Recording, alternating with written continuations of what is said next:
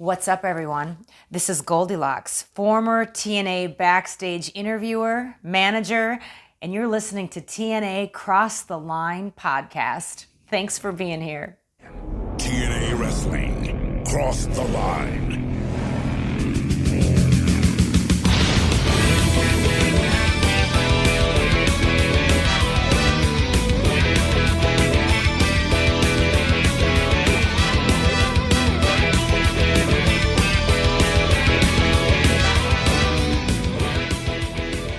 And we're back with episode 22 of the TNA Cross the Line podcast. I am Bob Colling Jr., and with me as always is Dallas Gridley. Dallas, it's the official beginning of the reign of terror for Jeff Jarrett as he won the NWA World Championship last week against Ron the Truth Killings. Are you looking forward to the next roughly 3 to 4 years of Jeff Jarrett being the NWA World Champion for the majority of that time? To be honest, when you just said Reign of Terror, I thought you were talking about Vince Russo. So I'm just going to start with that. All right, well. But that's a good point because he is literally going to be, if not the champion, fighting for it for a long time. So, I want to say until like Bound for Glory 2006. You might be really right about that. Which is like kind of insane to think about. But you know, I guess when it's your company, you can make those decisions. Yeah, and you can do that. When you're the head man in charge, I guess there's no one really to answer to you other than yourself. Now the thing is though, like, I wish I like hated some of Jeff Jarrett's TNA run more than I do. Like I actually like enjoy it. At least the stuff I've seen. Now when I'm watching it as a whole, am I gonna enjoy it? I don't know. I guess we'll find out. Yeah. But like in bits and pieces, it's not too bad. How much of the Vince Russo on air TNA have you seen? You know, that's a really good question because I've thought about that as well because I knew this was coming eventually. There is some stuff I know that's going to be happening very soon, I think, that I'm aware of. But there's not a whole lot off the top of my head that I can remember seeing of Vince Russo on camera. One thing that is much later than what we're watching, but I feel like in like, I don't know what year. I don't even know if I want to say a year. Probably 2005, 2006-ish maybe. It might have even been earlier than that. But there was like that whole angle where it was like the boss guy. And I think they sort of teased that it was like Vince McMahon talking, but it was really Vince Russo or something. Like, I don't know, it was some weird backstage segment, and you couldn't see his face, and it was, like, only his hair. I don't know. I'd have to... Are you talking about WCW? Oh, no, dude, this was definitely TNA. I'd have to do a deep dive for you. Are you sure? Because the powers to be gimmick was in WCW. No, dude, there's definitely, like, a... I don't even know if I can look it up right now. Because... I definitely remember something happening, but like I feel like I also didn't know a whole lot about it. That had to be. If I had to guess, that'd be like 2004 because he leaves at the end of 2004, I think. Okay, well that might have been it. Let's see, like what's this? There's no way this is it. I'm doing live research, so we can just talk about how interesting that it is that Vince Russo is actually even on screen for us right now, because I think we were, we were talking about who's going to be Mr. Wrestling 3? Who's this going to be? And you're telling me they used who is it? Brad Armstrong this whole time, and Steve, and then then you put Vince Russo, who I guess they could look similar in a sweatsuit, but. I don't know. It's kind of weird how they decided to go about that, I feel like. But honestly, I'm not surprised. I mean, I did guess it was going to be Russo just because I just had this weird feeling. Mm-hmm. Although when we were reading that news and such that he was no longer really working with the company and all that kind of stuff, I sort of was like, oh, okay, maybe it's not. Maybe it's not him. I don't know. Yeah, well, unfortunately, it is. What are the chances that he will be the NWA World Champion? Oh, God, dude. Why do you even gotta say shit like that? Why do you gotta do that, man? Hey, man, you never know. He was WCW World Champ. He sure was. I don't know. I doubt it. I hope. Come on, Jeff. Like, don't do this to us. Never know. But, and just follow up. I am not finding any luck right now. My quick search on this. So, Bob, I will get back to you, and we will do some follow up on what angle I'm talking about because I have no fucking clue. Okay. It might have not been Vince Russo at all, and they might have just teased the name Vince, and I just assumed that's who it was. I don't know. Needless to say. Well, I'll be curious to actually come across that whenever we do, because I don't remember that at all. Yeah, it's definitely like 04, 05-ish time, like because that's like when I first got into it, and that's probably why I'm not really remembering many details. Right. But yeah, so yeah, I mean, last week's show wasn't bad though, and I think in general, like we enjoyed it. You know, it was pretty good. I thought, you know, the matches were good, and I mean, even though it was Vince Russo, the surprise at the end. Not bad. It kind of left me like, okay, what's happening next? Like, what is happening on this next week's show?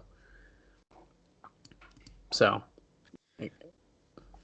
no, I agree with you. I don't know if that interest is good or bad because I think a lot of our questions are, what is Vince Russo going to do? Absolutely. And part of that is kind of terrifying. Well, yeah, because you don't know. Yeah. We know he's apparently aligned himself with Jeff Jarrett. He helped Jeff Jarrett win the title by using his signature guitar. Finally, I can't believe it took this long. Well, I don't know if he's aligned with him or he's trying to get Jarrett to align with him because it seemed as if when he used the guitar, Jarrett was like, "What's going on? Why are you here?" That's a good point. So maybe he wants him to be on his side. Yeah. He's like, "Hey, Jeff. Come be with me so we can kick your dad out of this company and we can run it together as a power couple." Well, I wonder if that's what the angle is going to be because I'm sure we're going to hear from him on this show. Which is going to be super interesting. It's going to be, well, here's the thing. We don't like the 25-minute promos. Oh, and he is well, buddy, possibly the master. Yeah. Bro. Listen, bro, you know why I'm here in the NWA Total Nonstop Action, bro? It's because Jeff Jarrett.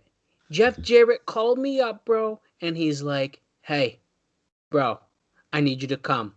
I'm fighting Ron Killings. I need you to help me, bro, with win the title. Bring one of them slap nuts guitars, and we'll do it together." So I wonder if this is now... I mean, I guess we'll find out on the show, but if it's an official Jeff Jarrett is a babyface. Yeah, I'm very curious about that as well. And actually, I think there is a little bit of talk of that in the notes, if I remember reading that correctly when I read through it. Because I think Meltzer makes a point of, like, he's been a heel, but they were cheering him in certain areas. So I think that's still kind of up in the air. And I really have no idea. You know what? And I just was thinking of this. It really comes across that to some extent Jeff Jarrett is trying to be the TNA version of Jerry Lawler.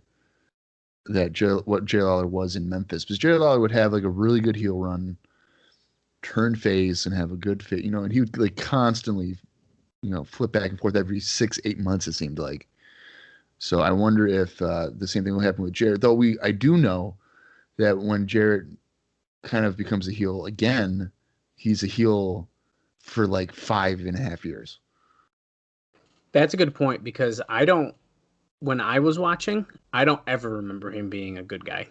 So until I don't know, what did we say? It was like 2009 or some shit like that. We said, yeah. Well, I don't even know. I think he was a face with Kurt Angle in 2009. But then in the original one. But then he kind of turns into the bad guy. Well, yeah, because then he's banging his wife. But that's here or there. Yeah. But yeah.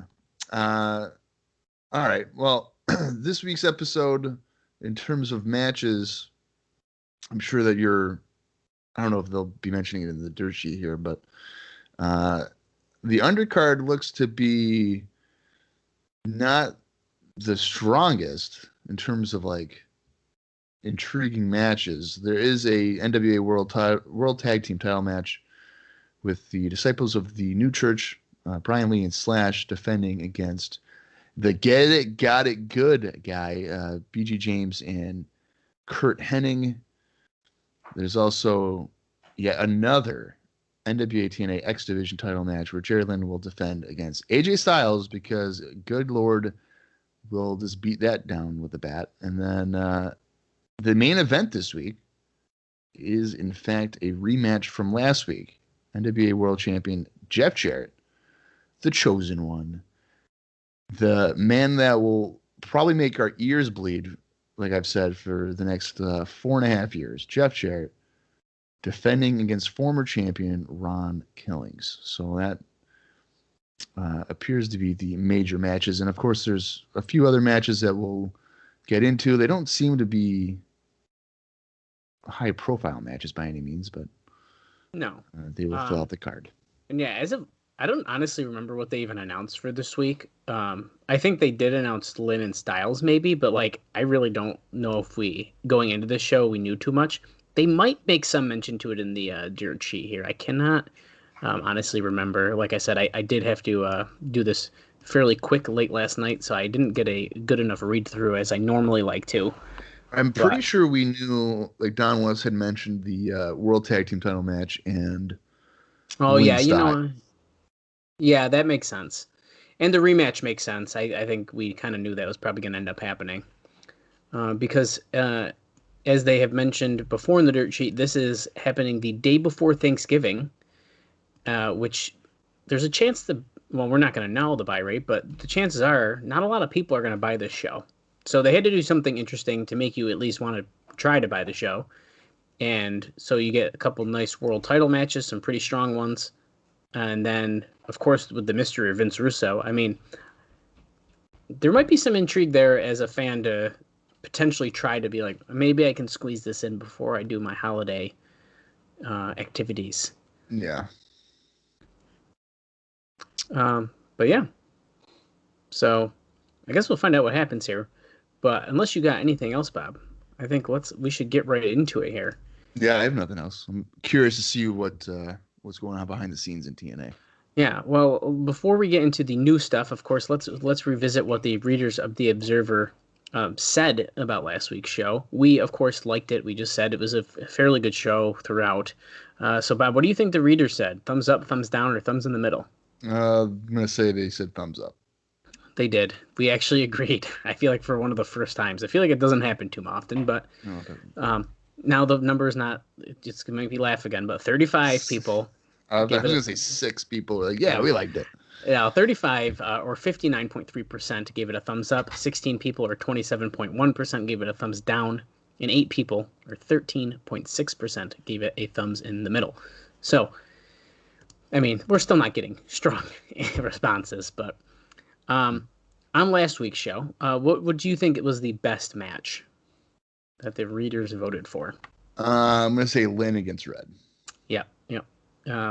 That was number one there with 29 votes. But in second was Jarrett versus Killings with 27. So very, very close, actually, on the best match poll here. Well, I would say that was a surprisingly good match.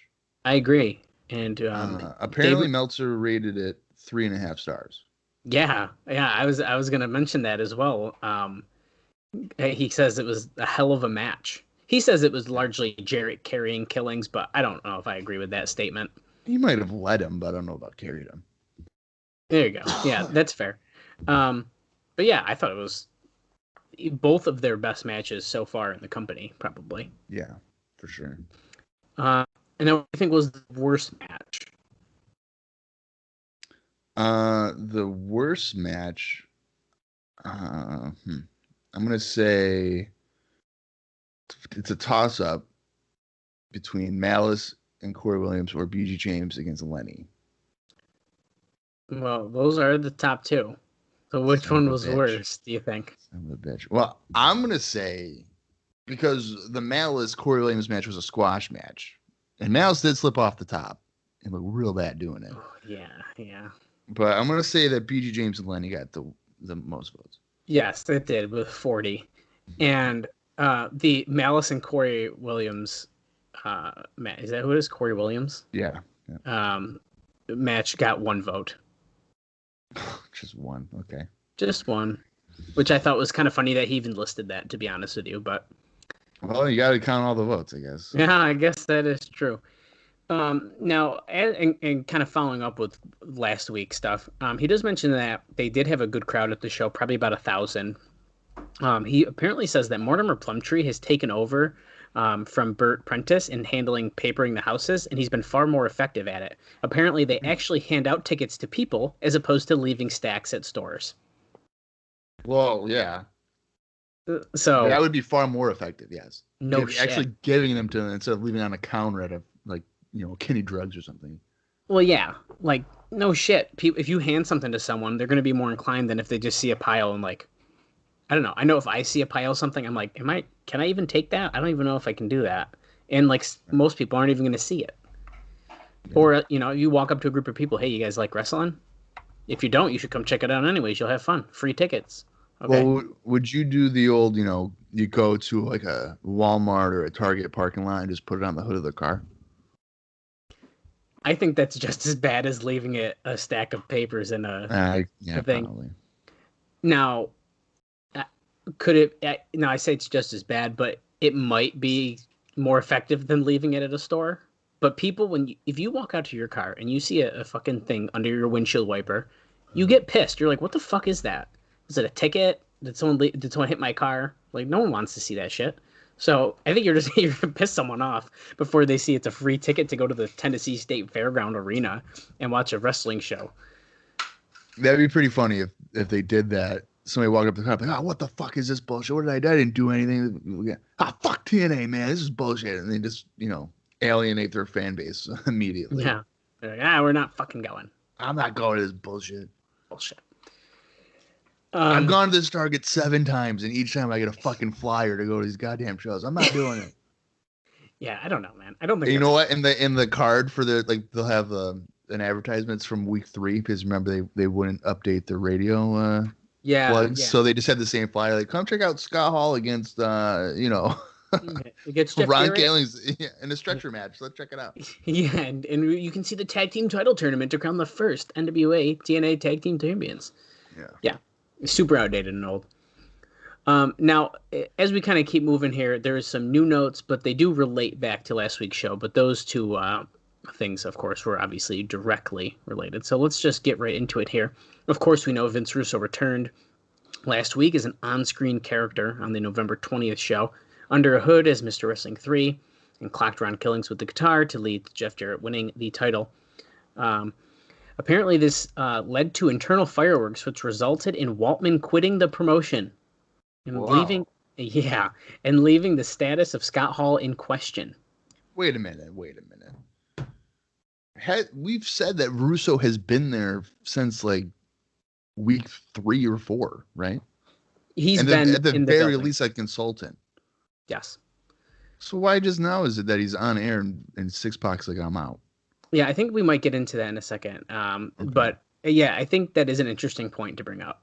And I think it does have to do with him being on screen as a character, to be honest. I could be wrong. That would make a lot more sense. It just seems really random that suddenly now it's like, oh, fuck that Russo. Yeah. So apparently what's going on here is that Waltman quit on November 26th. So one day before the show that we are about to watch, over Russo being brought back.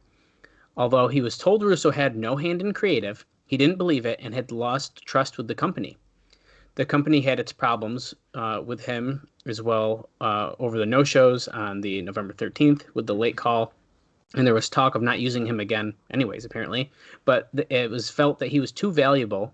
And when he was apologetic about it, they agreed to bring him back on the November 27th show, which we're about to watch. The company also, of course, wanted to keep him in the fold, not only because he was one of the better workers, but because Hall came in back largely because Waltman was. We've mentioned this before. He kind of came so he could hang out with a friend of his, And in addition, as mentioned last week as well, in the notes, they're trying to potentially get Chyna to come in because it's felt that her ability to gain her mainstream publicity then none of the other wrestlers in the company can do. So they're thinking if they can get China to come in, they're going to get more mainstream attention, which I could understand. Why not? Yeah. Yeah. I mean, they were trying to use him as like the middleman to make that happen. Well, I don't agree with using him as the middleman, but I could see why they would want to bring China in, is what I was saying. Yeah. Yeah. I don't know what the hell you're going to do with her. You don't have any women. Well, like I said, I think that Jeff would bring her in for a title match, get his win back, similar to what Hogan did with Ultimate Warrior in WCW, because gotta get that win back. Because what was it? No Mercy '99, I think it was when China beat him in the Good Housekeeping match for the Intercontinental Championship, and of course Jeff Jarrett did not get a win back from that. So. Oh yeah, he definitely needed that win back for sure. Yeah. So that's probably how that played out. I believe it for sure. So apparently Waltman blew up over this Russo angle because he didn't like the idea of a company that works its own wrestlers on angles, and more because of his hatred for Russo's philosophy on wrestling. He didn't believe that Russo was only talent, which is the prevailing viewpoint among many in the company, despite the constant denials from management. Waltman had gone to bat for Jarrett with the Panda people in his battle with Russo, noting to them that he wouldn't be part of the company if Russo was given creative power. When he had asked if Russo was still with the company, he was never outright told no, but was told that he would not be part of the creative. So they wouldn't tell him no. So needless to say, he felt double-crossed when hearing about the angle on November 20th. Waltman had agreed to come back for one last show on November 27th, pay-per-view 23 that we're about to watch, largely to go professionally, and also because he did owe the promotion that much because of the nature of how the November 13th show went down when he didn't make it.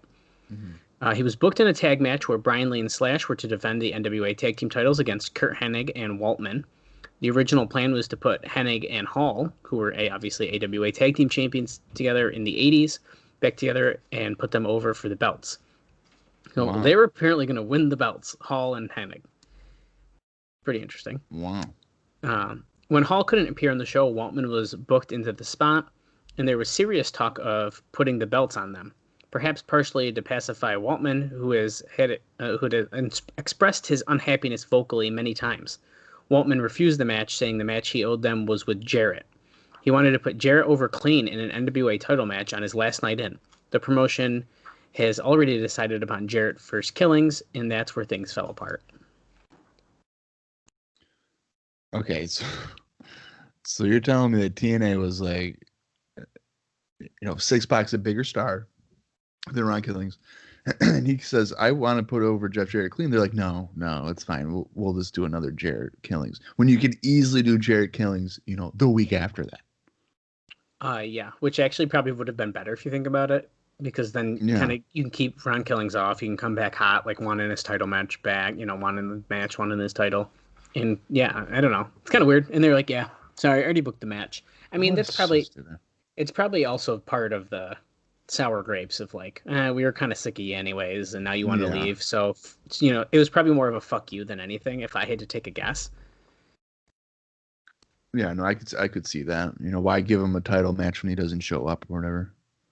Yeah, I agree. Yeah, I just hope that this doesn't mean that BG James and Curt Hennig win the tag team titles tonight. Oh, God. That's a really good point. I didn't think about that. I hope not. We don't need that. No, man, no. We don't need that at all. Well, some other fun stuff about our fun Russo and Jarrett and all that kind of stuff here.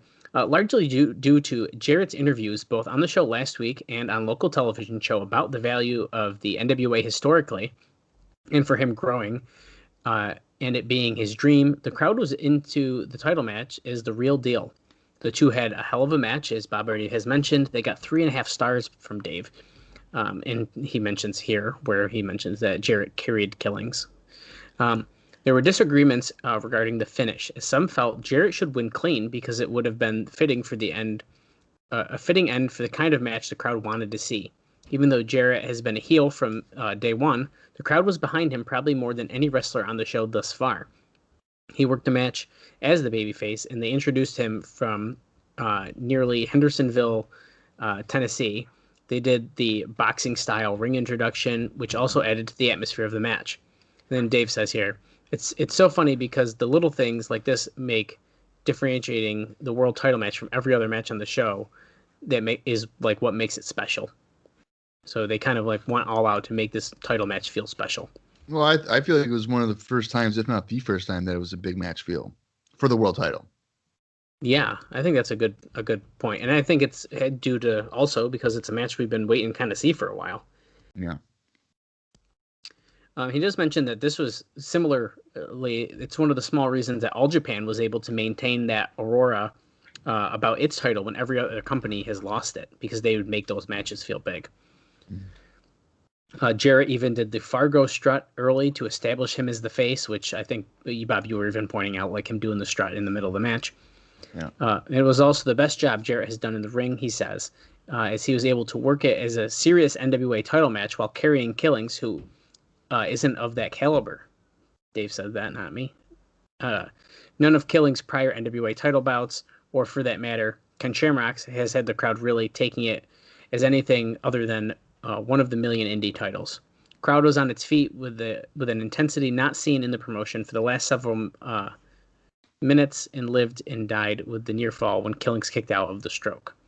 Mm-hmm. So I see what he means, though. I mean, but this is also, I think, part because they haven't made the title matches feel big. That's part of why you're not going to see Killings in that caliber, and you're not going to see these title matches as important because you put them on second on the card. I was just going to say, he had a good, like, Killings had a good match with Low-Key, and then went, like, second or third on the card. Well, that's what I'm saying. Like, so, yeah, it's tough to be like, oh, this guy's a star when you're putting him on the middle of the show, if not earlier, so. Yeah, absolutely. So believe it or not, Jerry Jarrett was actually pretty strong on the Russo finish, which is kind of weird because obviously they've kind of been butting heads. Mm-hmm. But it's said that most internally believe the two are back working together. Even though everyone in the company is being told by management, Russo is an on-air talent and nothing more. I don't believe that for a fucking second. No. There is a reason to spread this if it's not true. And that's because many key people have heat with Russo, and they're probably figuring that when McMahon bought Bischoff in as a talent, but not creative, which in that case is what happened, that even though people hated Bischoff, there was no moral problem because they recognized, used correctly, Bischoff could be an effective character. Right. So, and of course he says, remember those words used correctly in a year when we review how that one flopped. But I actually like Bischoff as a side note, coming in as a character, but I don't. So he was trying to say that it could flop. The Bischoff thing would flop. Yeah, and as a kid, No I'll way. just say side note. I know this is not TNA related, but when Bischoff came in, I had no fucking idea who he was. Yeah. So I was like, I don't know who this guy is, and then so I began to just enjoy the character of Eric Bischoff on WWE, and then later learning he's the WCW guy and all that. So. Yeah, I mean his run in WWE for that 3 years is actually really enjoyable. So Dave was wrong on that one. Yeah, sorry, Dave. He says here as he continues, a lot of wrestlers were upset that the Russo thing was done as a work on the boys as well. Of course, we just mentioned something similar there with Six-Pac, especially that's happened a couple of times apparently. Yeah, why not? I feel like that's something that even just Russo in general likes to do. So. Yeah. I mean, it doesn't surprise me. He says, especially those who had firmly worked in WCW because it reminded them of falling into that company's patterns. Not surprised. While a lot of the locker room was negative, there was a huge party atmosphere after the show among the Russo clan. After the show, like they pulled off the angle of the year. So they were apparently very celebrating this Russo return. Dave mentions that his return was inevitable, and that he and Jarrett made peace at least a week earlier because Jim Mitchell did the promo of Old School Wrestling versus Sports Entertainment on the show, which was designed to be the first hint of the new program, which I didn't pick up on that, but I guess it makes sense in hindsight. The stories that nobody knew about Russo coming in weren't true, but it's doubtful that any of the wrestlers, except Jarrett, and perhaps Killings, knew, but everyone in the office did, and it was a debated topic over whether it was the right ending of that match. Russo really was Panda's choice to run things, except several people complained that about Russo on the behalf of Jarrett, who never complained himself, by the way. And some feel double-crossed those who stuck up for him by working with Russo. It says here, reports that Mike Tenay would quit over Russo being in a position of power aren't the case. So I think we did hear that rumor previously that he did not want to work with Russo. But I could be wrong about that. But although the two have had problems in the past in WCW with Russo wanting Tenay to do a match with Madeja, and Tenay refused because his contract was as an announcer, not a wrestler, and management couldn't force him. He says Russo never forgets, which at some point he'll attempt revenge against Mike Tenay, of all people. Bring in Madeja. Let's have the match in TNA. Why not? So does that mean we'll never get a Tenay versus Jeff Jarrett match? Is that what we're trying to be told here? I'm sort of thinking that's what's going to happen, but yeah. That sucks. He says most close to the situation and plugged into wrestling, and almost nobody is as plugged into wrestling as Tenay. Knew Russo was with them from the start. It also could be that Jarrett was fully aware of the big situation if you look into the future.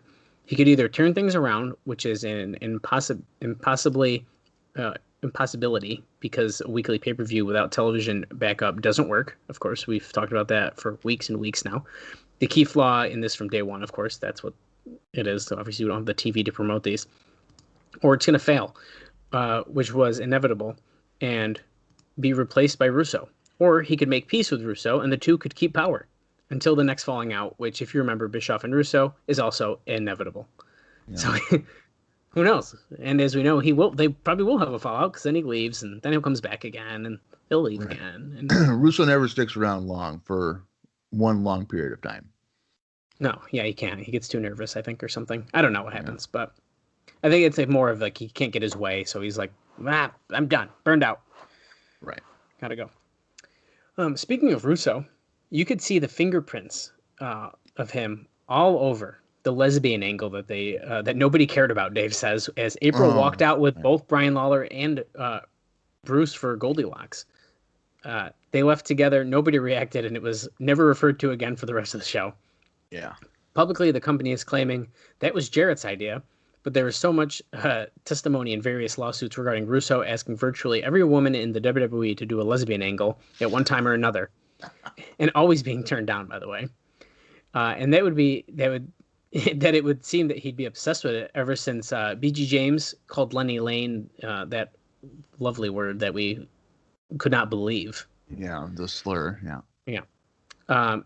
And before the match, and Lane also accused Bruce of being a fake homosexual and really being straight, which is also Russo-esque verbiage. Few are buying the denials.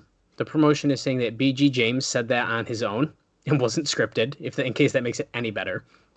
And Jerry Jarrett apologized on the Wrestling Classics message board about it, but the company has never said anything else or anything anywhere else. Well, he just said sorry on a message board for that, but that's it. There was a lot of heat when Brian Lawler used the C word on April a few weeks ago. I don't know if you caught that, Bob, and I don't know if we did while we were watching the show, but I caught it when I was reviewing the show again afterwards. But it was when he was facing Six-Pac, and he was trying to get April to come to him to like slap him and stuff, and he called her the C word. He like yelled it to her. I don't think I noticed that. Yeah, we were probably talking, so we probably couldn't hear it, but it was pretty audible, like on the microphone. You could hear it pretty good. Wow. Wow. Okay. So that's cool. Yeah. But yeah, nothing more was said about that either. The Russo deal is that they are going to build a promotion around three forces: the old school wrestlers, the sports entertainment group headed by Russo as their leader, and the evil crew headed by James Mitchell, who will sort of become a balance of power. You can probably imagine how that will go. Yeah. So it seems that we're kind of almost breaking up the promotion into a couple of different groups. Pretty interesting that we're going to have this sports entertainment group with Russo as the manager. Is Jarrett going to be part of that, or is he going to be part of that old school wrestlers group? It's going to be interesting to kind of see what happens with that, I think. Interesting. So I just want to point out with Jerry Jarrett in the Wrestling Classics message board, he registered on it June 15th, 2002. Oh. And he has 133 posts. That's kind of cool that you can kind of go back and see that. Yeah. It doesn't look like I can really go back and check any of his posts to see like the apology. Oh man. But yeah, there's only a few things that he's apparently commented on. So Oh, that's kind of cool though. I guess I didn't even think about trying to look that up. yeah. Hendersonville, Tennessee's location, occupation, producer of television show. Well, not anymore. Is what he put on there. So Interesting. I just got a few other very small things here, and then we can move on to the independent wrestling notes. So that was the big chunk today. A lot of Russo stuff, a lot of what's going on. We don't know still, kind of typical news-wise. A lot of people being pissed. 6-Pac's gone. Couldn't believe that when I read it. But needless to say, apparently AJ Styles is pushing to get Christopher Daniels back as a regular. Jarrett, for some reason, is not high on Daniels. I think we've mentioned this before. Although the reason he hasn't been around is more due to his his Japanese commitments. They are close to inking a television deal in Asia as well, so they might be able to kind of work something out. That's all in the same sentence. It's kind of a weird transition, but I know they weren't sure about Daniels originally because of him wrestling in Japan, and they didn't. Same thing with Loki. They didn't know when they could kind of get him. But needless to say, Styles is pushing for that. Yeah, that would make sense. Is it Jerry that you're saying that isn't a supporter of him? I'm assuming it does not say whether or not it is, but generally when Dave is talking about, when he says Jarrett, I believe he's generally talking about Jerry Jarrett. Okay. I wonder if that has to do with a size thing. I wouldn't be surprised, honestly. Yeah, that's Who what knows? I'm thinking. It said here, Chris Vaughn and Mike Cantolin, I don't know who this is, who worked doing the security gimmick, bled from chair shots from James Storm and Chris Harris last week. Vaughn worked the previous week as a job guy, which we did see him. I believe it was Sonny Siaki. Is that correct? I think that's who he Yeah. from. And apparently, this is actually the start of an angle.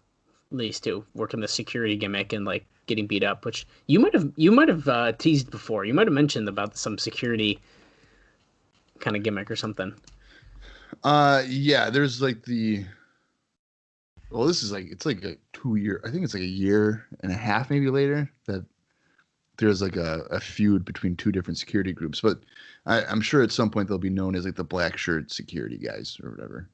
Yeah, and they'll be in tag matches and stupid shit like that, I'm sure. Right. Yeah. Yeah.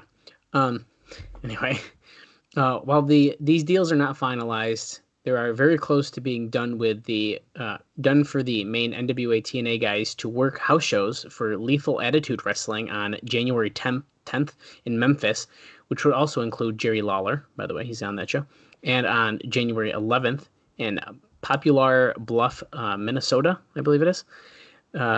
Bret Hart and Kevin Nash are both advertised to appear, but not wrestling on that second show. Hart doesn't know anything about it. Don't know about Kevin Nash, he says. Lawler's deal is different from other WWE talent contracts because he's got that announcing deal that allows him to work indies. So that's how we're getting a little bit of crossover with some of these bigger names. And my final note is not very exciting, but I thought it was interesting nonetheless, is that Jeremy Borash is actually the one who's been putting together those video packages now that we see before matches. So, so he's the guy that likes that music. Yeah. Yeah. Like the horror film type of music. Yeah, the old school horror movie music. That's him. Yeah.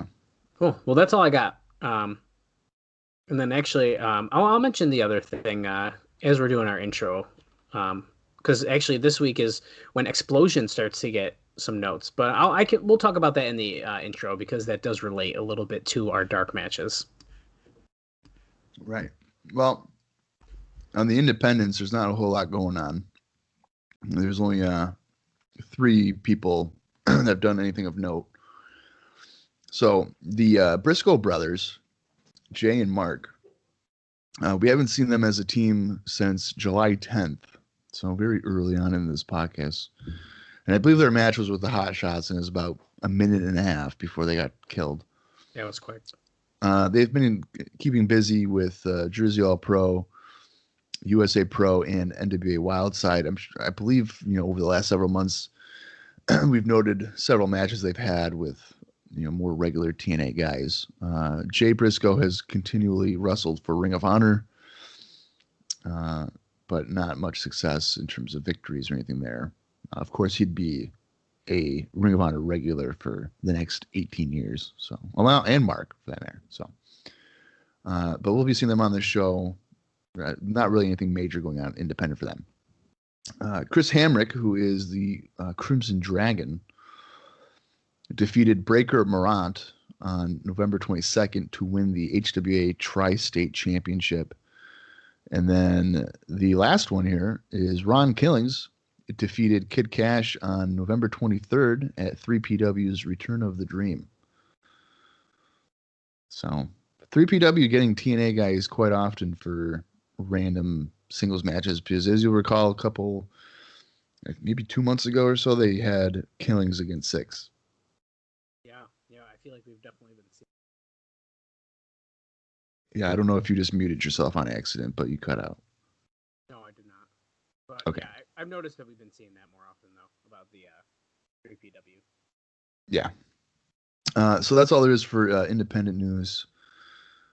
Maybe it wasn't busy because of Thanksgiving week, so who knows? But it is now time for us to get into the November 27th edition of NWA TNA Weekly Pay-Per-View. If you want to watch along with us, head over to the Impact Plus or find it in your personal collection, and we'll hopefully enjoy the next roughly 2 hours of professional wrestling. So I'm going to count down from 5, and when I say play, press play with us and enjoy the show. So here we go. 5, 4, 3, 2, 1, play. Hey, well, it looks like JB's in the ring about giving thanks tomorrow and spending time with our families. Oh, he's looking at the past year and the hardships that Americans have gone through. Anyway,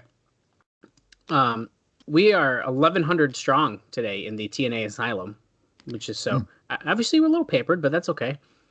And look at this. It looks like Goldilocks is going to be singing God Bless America. So this is her second week singing, at least on camera that we know of, in front of the live audience. Yeah.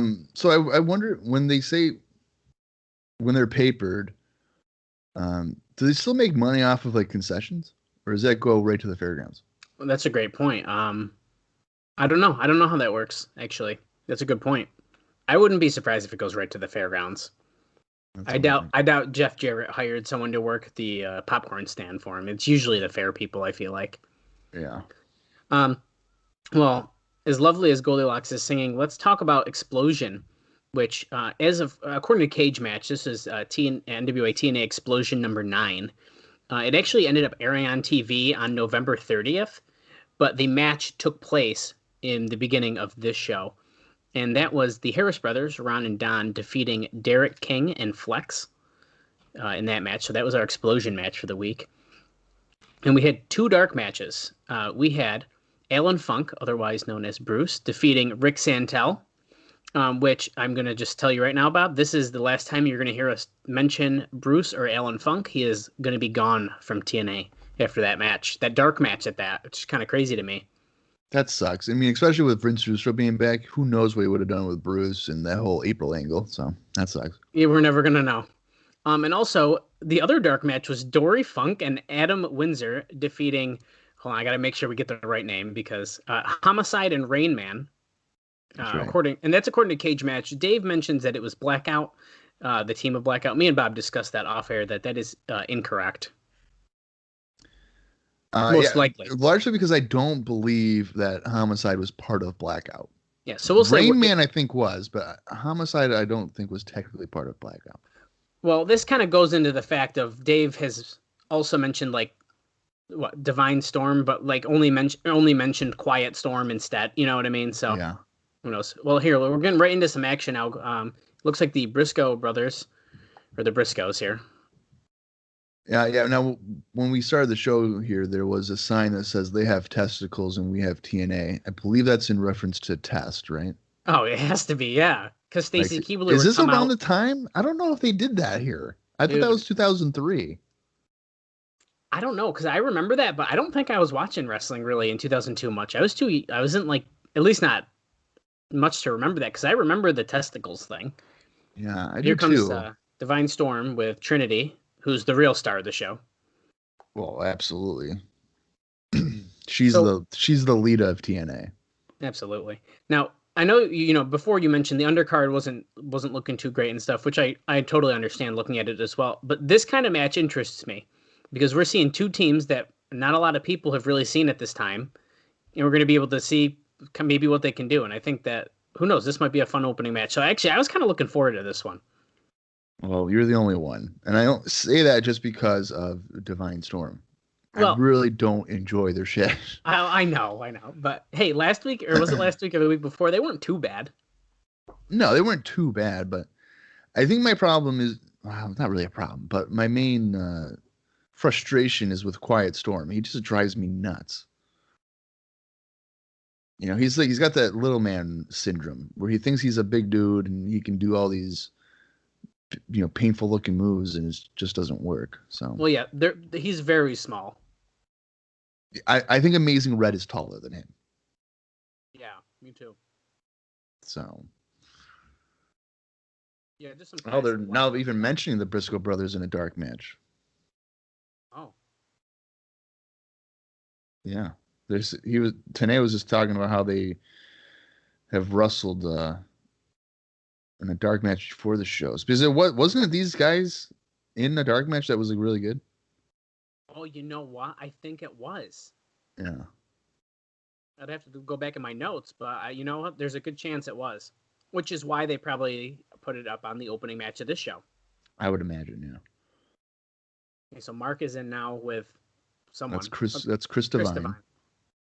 Don was getting there. I thought that I couldn't remember. I knew the last name. I couldn't remember his first name though. Yeah, I'm surprised that Don West would know. Got that sheet in front of you. He probably wrote down has white stuff on his tights. If I was an announcer, you're damn right. That's what I would do. Oh. Jay has shorter hair. That's the shit I'd be right now. Mark just hit a really awkward looking drop kick on Divine's chin. Holding against the ropes. What the? Blocking a Northern Lights there with a knee. Oh, there's the Northern Lights. Nice. 1, 2, kick out. Should have been it. I mean, the sooner this match is over, the better, just because. Oh my god. This dude. Holy crap. All right. Clothesline by Jay. Jay, yep. Mark landed on his feet really well after they both went to the floor. And now see now it's stuff like that. Yeah, I know. Okay? He should be falling down. Quiet Storm. There's no way. He's doing that gimmick where he's like, I'm too tough to fall. Yeah. What in the world? Okay, so Quiet Storm and Mark Briscoe just both decided, hey, we're both going to jump on our opponents on the outside of the ring at the same time. And Mark had to skip to get to Chris. Divine was not in position for that at all. And there's Trinity with a Hurricane Rana. Did they update their apron? That apron looks the same to me. I could be wrong, but it looks better. No, I think it is the same because even this side still has the website and stuff. All right. We can get rid of that yellow rope at any time, though. Yeah, I'm not. Just have it be all black. Yeah. But maybe they don't want to do that because I think WWE at this point has all black ropes too. No. Yeah, that's probably why then. Yeah. Jay kept control here with a sit out front suplex, and then Mark just hit a missile drop kick on Quiet Storm. See, here we go. Uppercuts. Just fall down, Quiet Storm.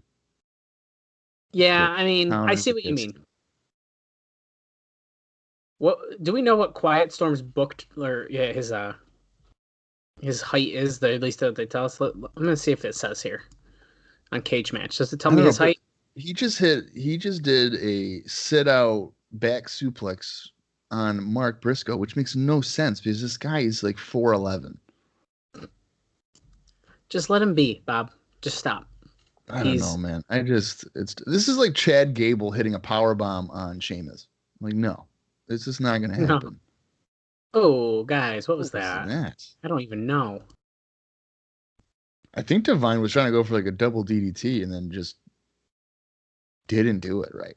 Yeah, that was kind of awkward.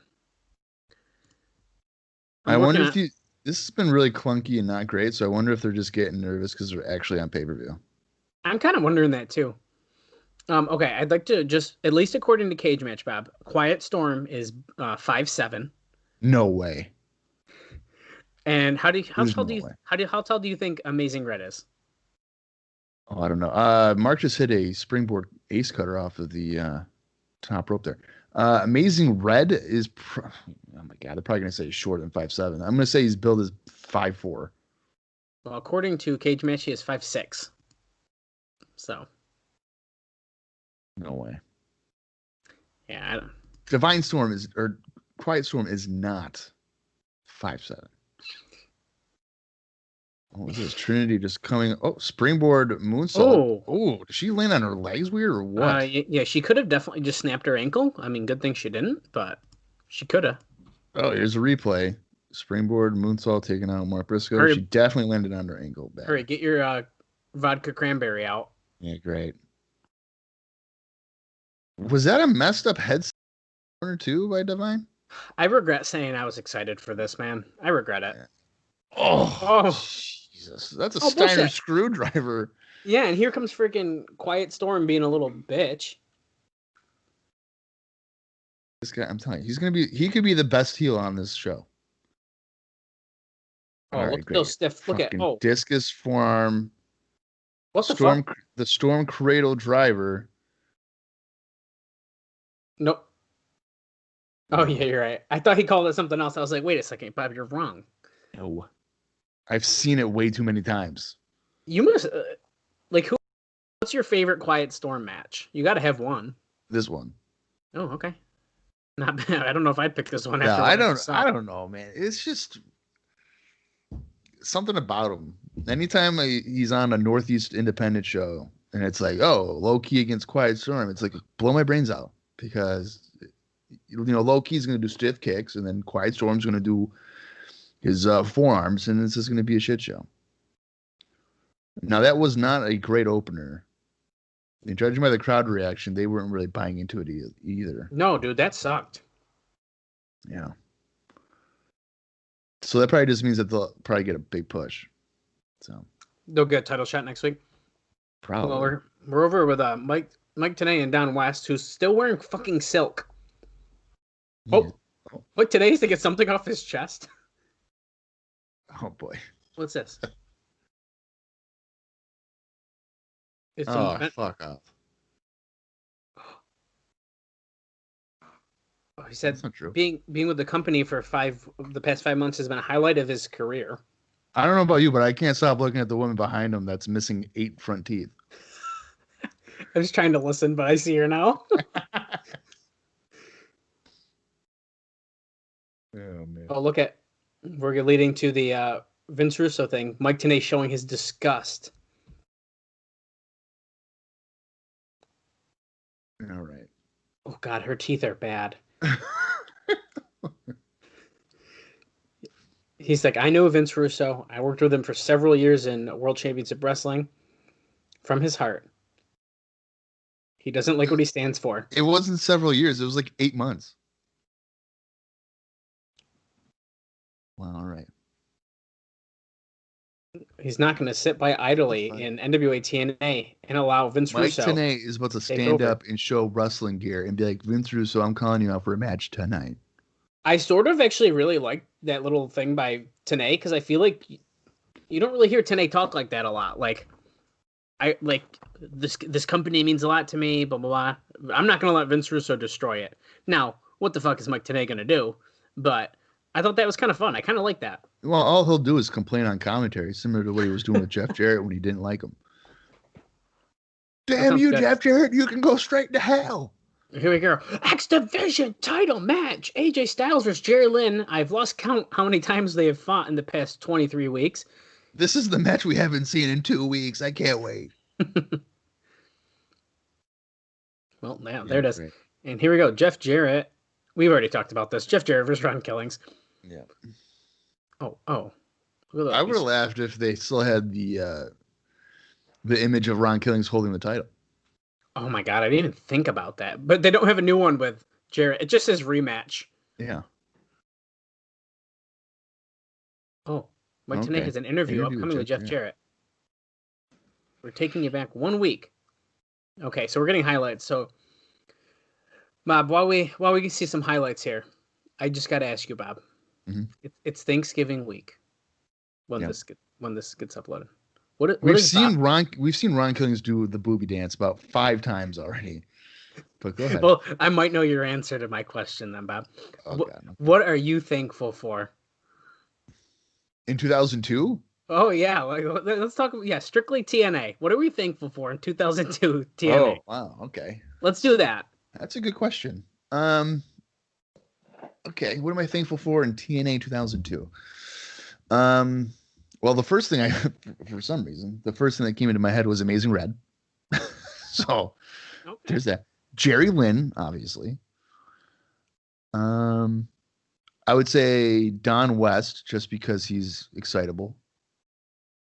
If not, if he isn't good. He's excitable Don West. Right, he's fun to listen to, I guess. What else am I thankful for? Sonny Siaki. He's fun. And and America's Most Wanted. I feel like that's a decent amount. Those are good. In that flashback, did Vince Russo with the hood off not look like disheveled Joey Ryan when he just realized that over 15 people accused him of sexual assault? That's fair. That's pretty good. That's Joey Ryan like revealing that he shaved his facial hair. Yeah. Like, fuck. Oh fuck. Shit. Well, I was going to tell you about before Vince Russo's in the ring, before he starts getting too far into this, I'm thankful for being here with my best friend Bob doing this podcast. It's not 2002. Okay. You said strictly 2002. That's 2020. Okay, well, I'm going to think about it as we listen to what Vince Russo's yelling at Mike TNA right now. Holy shit, he's saying he's going to fire Mike TNA and hire someone who has more personality than him, I think. Go home. Go home and pout with Sean Waltman. I got to turn this up a little bit. That's a shoot. So Russo is acting as if he is an authority figure, but I guess we don't know. Mike TNA's like shaking. He's like, "Oh fuck." The fans are chanting for him. He shaved. Oh, yeah. He's Vince Russo, and he's the Antichrist of professional wrestling. So he hates professional wrestling.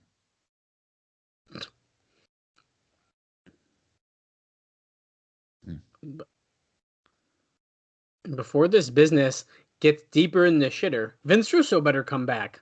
Yep. But he's been there this entire time. Hey, you know what? I'm going to give this credit here. Well, yeah, he's been there the whole time. But I'm glad they didn't start the show with this and we had a match first, at least. Yeah. Oh, he's here to talk about Jeff Jarrett. Tell us, bro. Tell us, bro.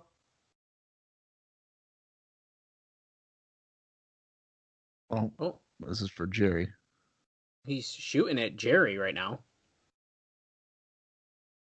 Oh, my God. Oh. He's going to smack the shit out of him if he cuts his mic.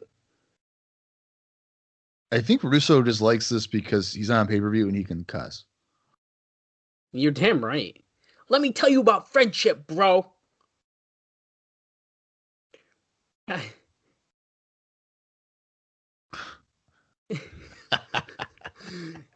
met Jeff Jarrett when he spelled his name and his teeth were sparkling. We actually just watched that, Vince.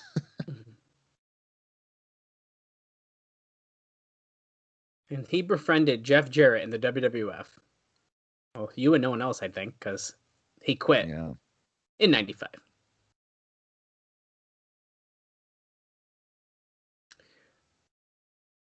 Oh, Jeff Jarrett was genuine, as he says. Genuine? Isn't it just genuine?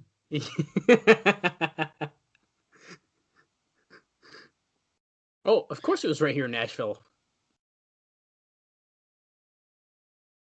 Oh. Right.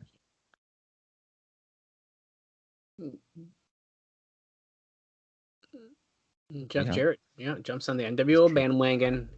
Look at my today. God. Holy shit. That was awesome.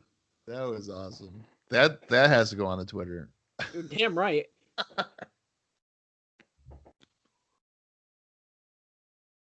Wow. What? Oh, okay. That was like 97. He's like, he's literally going through the entire timeline of Jarrett's career before TNA. Yeah. And then he goes back to WCW. Yeah.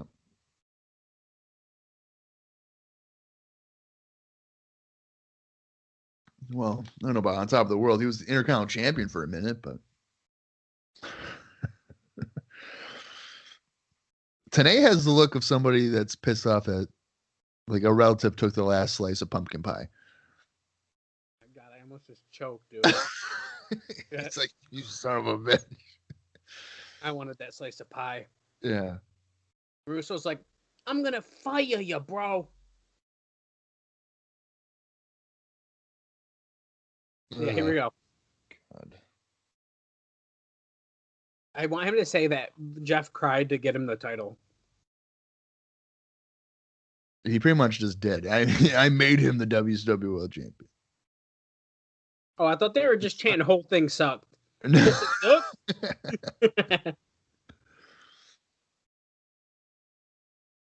Wow. No, you left before it got sold, Vince. Well, he was out of that hellhole, thank God. No. See, so now he's already telling him, like, he called him to be part of it.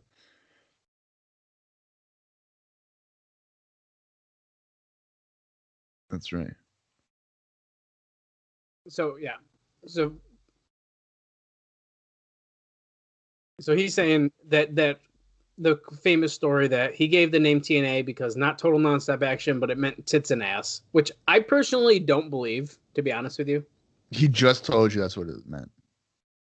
Well, I don't know. I don't know if I believe it, though. Dallas. He just told you. Okay, if you believe everything Vince Russo says, you might as well hang up.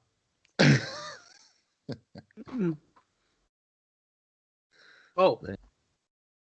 Whose name doesn't he want to mention? He's going to vomit if he says it. I don't know who he's referencing.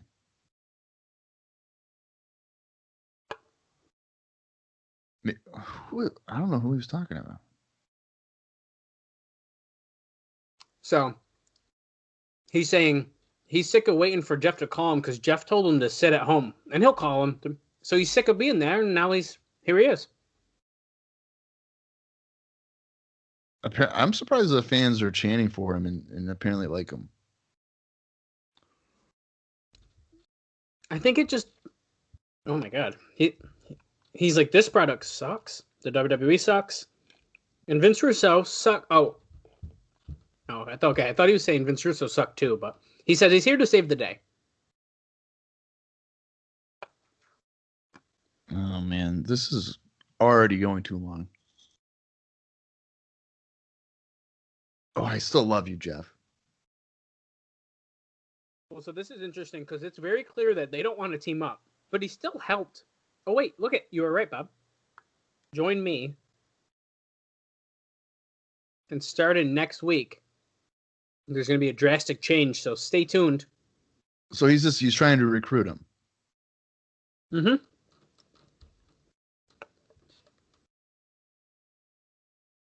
Oh, boy.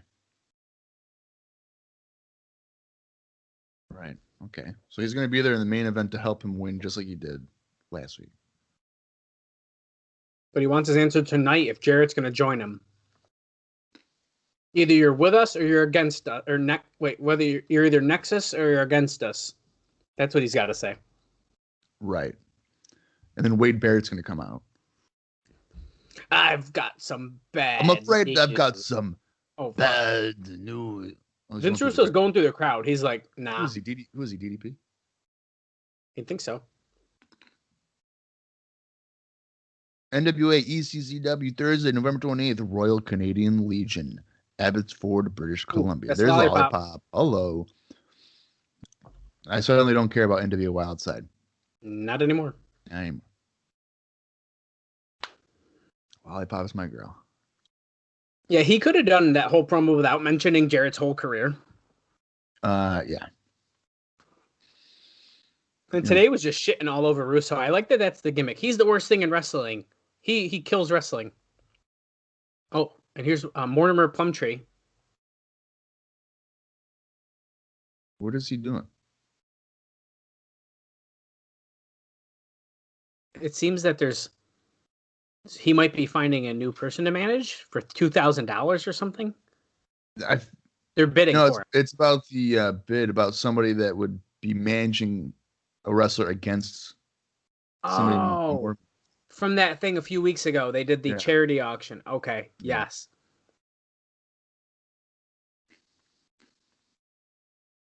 Okay, they cut him off. Up your ante, and you may have your chance. So they cut him off to a video package from last week. Okay, so Bob, going back. Okay, if I have to think what I've been thankful, you covered a lot of bases. I think one of my favorites has been Jerry Lynn. I think that's an easy one to say. It's opened my eyes a little bit more. I mean, that's like number one. He's the first one that sticks out in my mind. Sonny Siaki, big Sonny Siaki fan. And just seeing teams like America's Most Wanted and stuff grow and start in the beginning here, I think just being able to see a lot of these guys when they're younger, I think is super cool. So, well, that's what's fun about this project is you see like how the talent evolve and become better in short order, really. Absolutely. Okay, and they cut off the video package in a weird way too. Full of production issues today. That video package was pretty much highlighting the Bruce, Brian Lawler, Goldilocks, and April shenanigans. So yeah. Well, here comes America's Most Wanted, James Storm and Chris Harris. To no reaction, surprisingly. Yeah, I'm really, really surprised right now. So Chris Harris decides to stand on the middle rope and scream, and then no one says anything. Well, I guess the past few shows they haven't had their entrance attire, but they've been running out faster. But I don't know. Yeah. This is kind of weird. And their opponents here are the Hot Shots. Holy shit. Chase Stevens right now. That's all I'm going to say. Just take a gander. Specifically Chase Stevens. Holy shit. Look at that thing. Yeah, don't worry about it, man. That's going up to his belly button. At least. Jeez. Russo's like, hey, bro, pump that up. Unbelievable. All right. So now these guys will have yet another match. This is at least the third time. I want to say third off the top of my head, yeah. Oh. I mean, whatever. In case you're following along, we are at 26-29. As we get our second match here, Andrew Thomas is trying to tell Chris Harris, hey, I'm a referee. You can't talk to me like that. James Storm and Chase Stevens starting off. Yeah, so Tanae's pissed. He's like, Jeff Jarrett was trying to take over this company just like he's taken over the program. Or vice versa, I think he said it. But yeah. He's still yelling about him. Oh, Stevens with a heel kick after Storm decked O'Reilly off of the apron. There's probably no way that the Hot Shots win this, right? No, there's no way. I'd be shocked because America's Most Wanted has to get their title shot again soon, I would assume. Well, the Harris brothers are the number one contenders. Ah, shit. So, well, actually, while this match is going on, I think it happened after our last episode, so I'm gonna pull something up here. I gotta dig for it a little, but I believe Chris Harris retweeted us a post about when they were fighting the New Church. And I thought it was a pretty cool thing. I'm trying to find it here. It's a little bit back now. Going for a handspring, but Storm catches him with the overhead belly-to-belly suplex. Oh yeah, so this happened 4 days ago as of recording, but made a post about them defending the titles. Is their match on pay-per-view number 20, and he writes, "Loved our matches with the New Church, helped put us on the map." So I think pretty cool to see, because as we're watching these matches between America's Most Wanted and the New Church, I think it's pretty clear that they have some really great chemistry together. Yeah, I didn't even see that Chris Harris said that. Yeah. And then there's another one about where he said "poor Goldie" about them yelling in the background during a promo. Huh. Oh. I think Stevens just sent Harris a couple times now into the railing after Harris had knocked them both down with some clotheslines. Oh, O'Reilly going for a cover, and Bud Harris is too strong.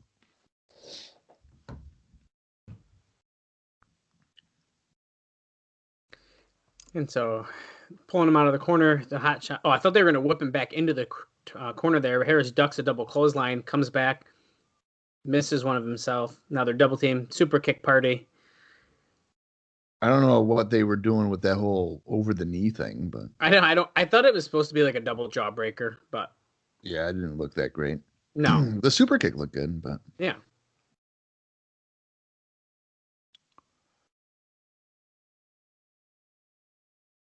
Quick tags with the hot shots in and out, just keeping the fresh man in. Oh, what are they doing? Oh, now they're going to do a... I don't even know what that's called. I don't know what that's called either, but they just did a somersault and slammed him. He had his legs hooked around. Is it like a alley-oop or some shit like that? I'm trying to think of wrestling game moves, but... I don't know. Oh. Nice spear there by Harris. After O'Reilly missed a springboard moonsault because Harris got his knees up. And now Storm is on fire. Whipping Stevens against the rope. Super kick. Oh, that was nice. Sorry about your damn luck. James Storm recently just competed once again in TNA, which is kind of cool. Turning Point 2020 that happened, probably 2 weeks ago by the time you're hearing this. He teamed with Chris Sabin.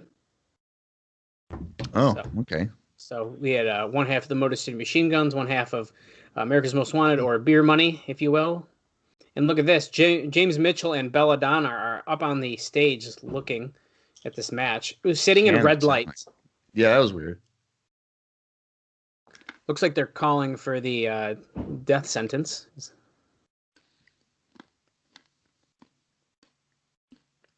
Yeah, and hits it.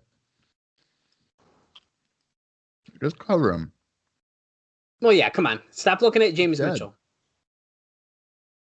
Belladonna, your favorite Domino's delivery driver. Hey, we can't confirm or deny which pizza place she works at. We just know she works at one of them. Maybe that wasn't...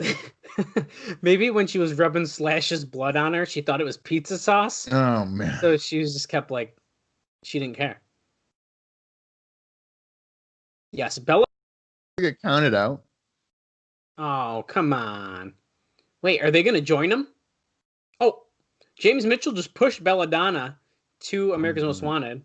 James Storm has her by the hair. Hot shots win by count out. Jesus, okay. That was stupid. They just fucking destroyed the hot shots and they get counted out.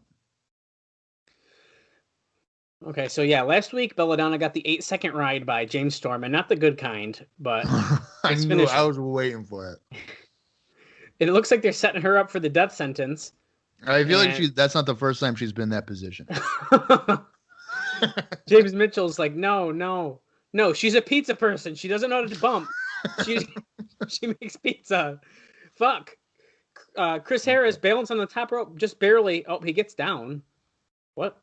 And here comes the disciple slash at Brian Lee. Chains an 8-ball or whatever. Oh, come on, man. It's Jimmy Mitchell's like, yeah. It's Chains and Wolfie D or whatever. Or JC Ice. One of the PG-13 guys. Who was that guy? Oh, Bob Armstrong. Oh, fuck. Well, we are going to have ourselves a Falls Count Anywhere match. Okay. He's wearing black like he just got out of a funeral procession. Yeah, what is going on? The company's dead because Vince Russo's here to take it over. So he's like, fuck. Mourning it.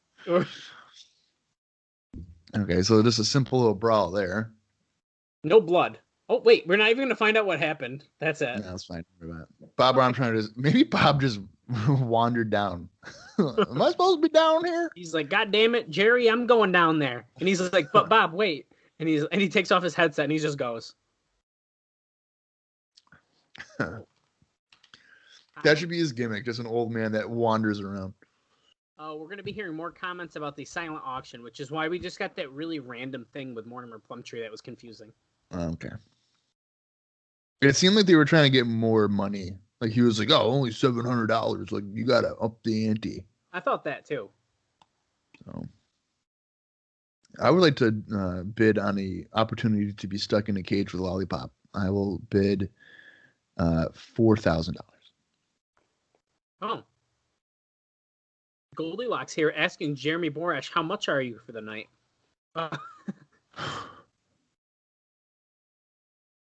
$12 and is what the bid is to ring announce with Borash. I thought it was 1,000. It is. Not $12.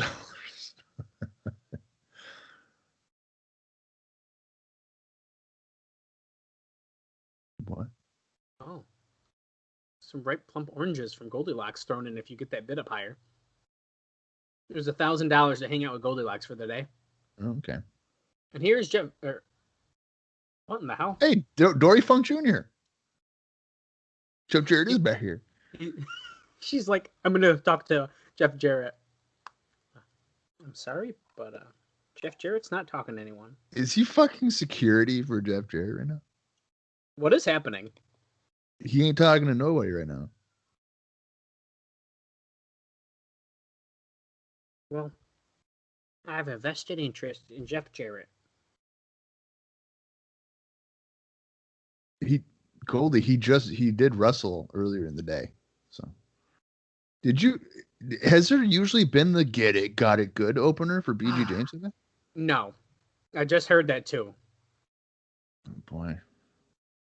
Oh, here we go. BG James and Curt Hennig. Real quick about Goldilocks. We were too busy, very confused because Dory Funk Jr. was there, but she also replied to it. She always replies to us, always tweets us. Is much appreciated as always, Goldilocks. If you don't follow Goldilocks on Twitter at Goldilocks Rocks, but it was a post about her. Obviously, she makes a lot of reactions and stuff when she's doing interviews with people. So she always makes jokes about them. But then she wrote back. I said, I wrote to her saying, your expressions are always priceless, especially in this photo where Brian Lawler is hearing April moaning in the bathroom and she's like shocked. Yeah. And she wrote, I know a lot of girls were concerned with being sexy while I was just being me, shooting on everybody's attitude. LOL. So find the humor in that.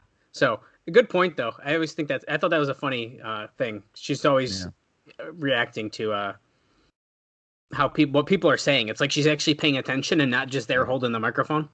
Yeah. I want to point out that Curt Hennig looks to be in significantly better shape. Oh, see, I didn't see. I was looking down reading that, so I'm interested here. And the lights are so red right now for the disciples in the church. I can't see them. Yeah, now Father James Mitchell about to cut a promo here. Kill the fucking music. There's been a great deal of scandal. Is that in reference to Russo? Yes, it is. Okay. Backstage politics. Personalities, yeah. Oh. Traditional wrestling and sports entertainment. What are you intrigued by? Well, one thing is evil. I could have guessed. Every villain is lemons. Okay, so this is interesting because this is literally exactly what we just listened to from the Wrestling Observer. Yeah. Um, Here we go. A tag Now team look at Curt title match. Hennig and tell me he's not in better shape. Yeah, I feel like he's definitely in better shape. Yeah, he's thinner and his back looks like it's fucking jacked up. That's pretty impressive. And as we mentioned before, remember the first time he came, he was looking a little thick, but Yeah. and it was because he didn't get as much notice as he wanted. He wanted to get back in shape. So this dude knows how to get himself in ring shape for sure. He knows the right needles. Well, you could say that too. I think that's what it is. But I was trying to be more positive, but whatever. Well, I mean, that is positivity. He knows the right drugs. Okay, so Slash trying to lock up with him, but nope. Oh, Slaps him in the face. So Slash is going to start bleeding now. He just got hit in the face. Atomic drop into the corner. And another one. Into the corner. And a forearm. Oh, Brian Lee's like, oh, you want to fight? I'm 3 feet taller than you, brother. Oh, thank great. God. Here comes BG James. BG James, who I believe still has not tweeted. We've been following. You know what? I'm over it. You can just he can never return to Twitter again. That'd be great. Well, so far he hasn't. We've just been following that trilogy for a while, so. Yeah. We have to deal enough with BG James on this podcast for the next 6 years. So. Hey, soon it's going to get real good. Yeah, I don't know. I'm ready for BKM. No.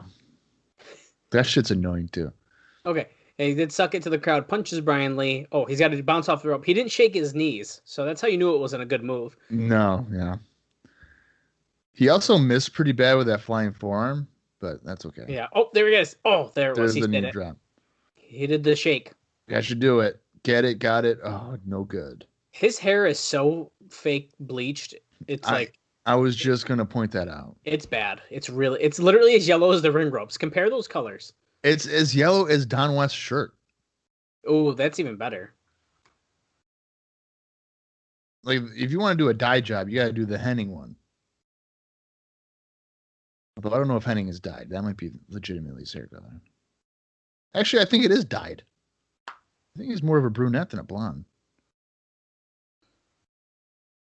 I was going for the figure 4. Does he know how to put it on? No, dude, he's lost. So he's just doing like a modified, like standing version. Yeah. Don West is trying not to say like. Don West goes, I don't even know if a disciple of the new church can submit it anyway. So now he's doing like an Indian deathlock. It looks like. It's not even locked in though. Like Brian Lee's legs are just there. He's probably like, God damn it, Curt, can you do something to me? My fucking legs are loose.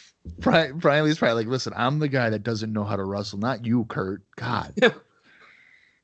Oh, so BG James back in, kicks Brian Lee in the knee. He can barely bend those, so you better be careful. Yeah.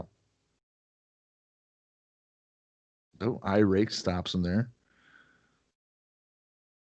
God, man, this is. Well, I don't know. I can really tell this isn't good.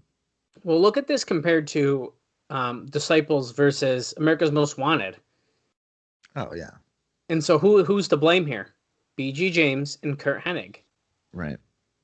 And the thing is like I've always wanted to like Curt Hennig, but really for the most part, I've never really enjoyed his wrestling.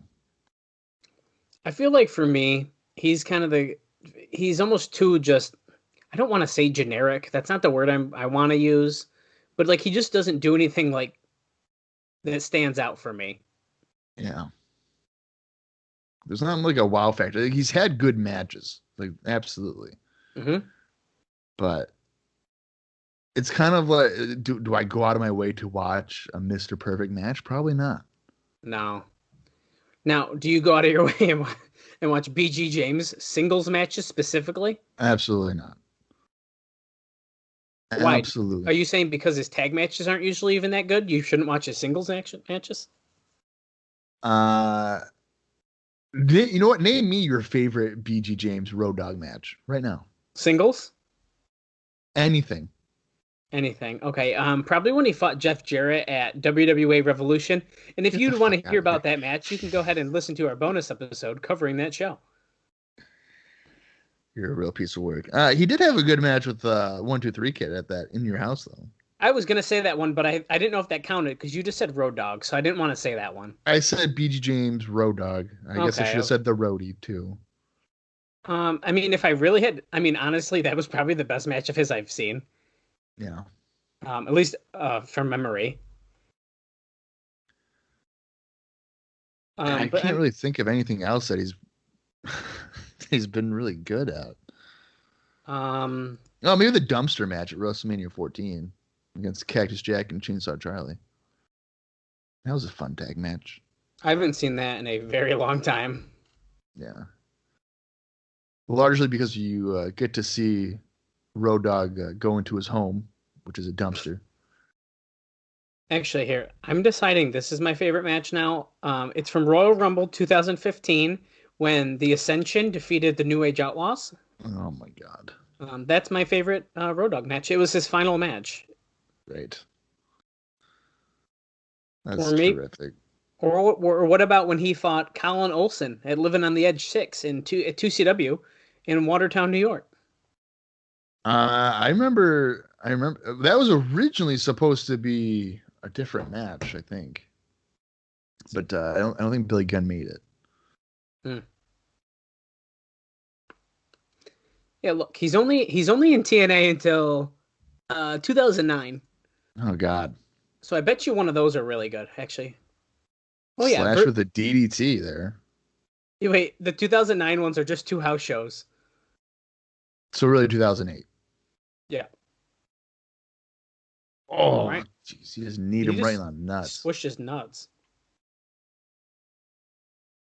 I feel like he legitimately hit him in the nuts. It did look like it, but he's still able to get his foot up onto the second rope, which is impressive. Yeah, that's weird. Actually, see, I want to see this match at Lockdown 2008. BG James and Kip James in a steel cage match. Oh, against each other? Yeah, I actually kind of want to watch that. Well, you will. One day. In 6 years. Oh, boy. Okay, so Slash has got like a Cobra clutch locked in. Yeah, the $1 million dream. But BG is going to fight out of that pretty easily. Oh, side Russian leg sweep, but he kept it on. Oh, okay. Curt Hennig's like, fuck you. Tries to get in. The ref is like, no, and then he kicks him anyways, but Slash kept it in. Yeah, he feels no pain. Is sort of hilarious. Well, the shoulders are not down, so we can't make it count here. Yeah, well, put his shoulders down. Just submit. Just give up. Nobody cares. Nobody's going to root for you, BG. What happened to Belladonna that she's like holding her shoulder? She was flipping too many pizza crusts in the back. Oh my God. She just up in the air. She got a shoulder impingement from it. Well, I mean, she almost got really hurt by the America's Most Wanted, so. She almost had a death sentence. Yeah. Also, a really weird decision to have the new church like save her and even have her out there and then have her come back out here and all of them come back out literally minutes later. Well, I think that just kind of shows the poor structure to the show that TNA has, which is typical Vince Russo. So no wonder he's back. I mean, how many times in WCW would there be a guy in the ring doing something and they would cut backstage and the guy that was just in the ring is somehow backstage already? Yeah, I mean, that's a good point. BG hit a back suplex and now they are both on the mat trying to get tags here. Here comes Brian Lee. Now Curt Hennig. House of Fire. He's fired up. Decking people right and left. Back up drop, and over. Down goes Slash. Kick to Brian Lee. Oh. TNA.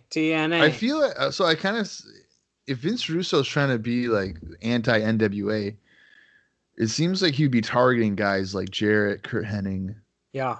guys of that nature. Oh, Henningplex. Henningplex. One. But No. Brian Lee is right in the ring to break it up. Brian Lee's like, no. I have a prediction. Okay. That was a horrible backbreaker because Brian Lee can't bend his knees, so he just plopped him down. Okay. Oh Oh god. God. Nice big boot by Brian Lee on BG James to get a counter pump handle. What's this? Oh, it's AMW. It was a kick out at 2. They ref said, but I think they was just slightly mistimed. Yeah, I think so too. But America's Most Wanted here to break it up. See, so what I would have done, Bob, America's Most Wanted Hot Shots would have opened the show. Then you do the Briscoes tag match, then this match now. Because then that stuff would have made sense. It would have broke it up a little bit. As far as like Belladonna getting involved in the opening match and stuff like that. Oh, okay. Right. Because then they come back later in the show, yeah. Yeah, because I would have just had. So when Belladonna and stuff, I would have just had like the New Church come out and then Hennig and James come out and you transition. But they didn't do that. No. BG James even just hit Chris Harris as he was getting out of the ring too. So this is like full three-way. This isn't just Great. them helping. So we're going to get a three-way match, I guarantee you, on next week's show. I can't wait. But I have a prediction to go with, Vince Russo's anti-NWA or whatever. Okay. I think BG James is going to turn heel and align himself with Vince Russo because he is certainly not NWA. He is more of a entertainment type of guy. I think I like that prediction. I think that might actually make me more interested in seeing what BG James is doing right now. Because right now, that'll never happen. Look at. Did you just see how she was holding her hands to shake her? They weren't on her butt though. She held her hands up like this and started shaking so she could shake her butt really fast. That's funny as fuck.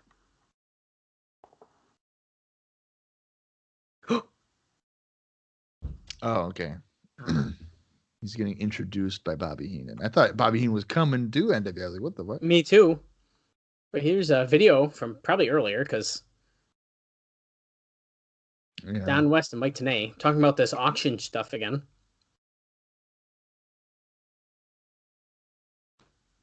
Oh, yes. Great charities. Breast cancer awareness and the charity for autism. Wait, so this is different. So they did the sniper one and now they're doing this one too? Yeah, so this is different.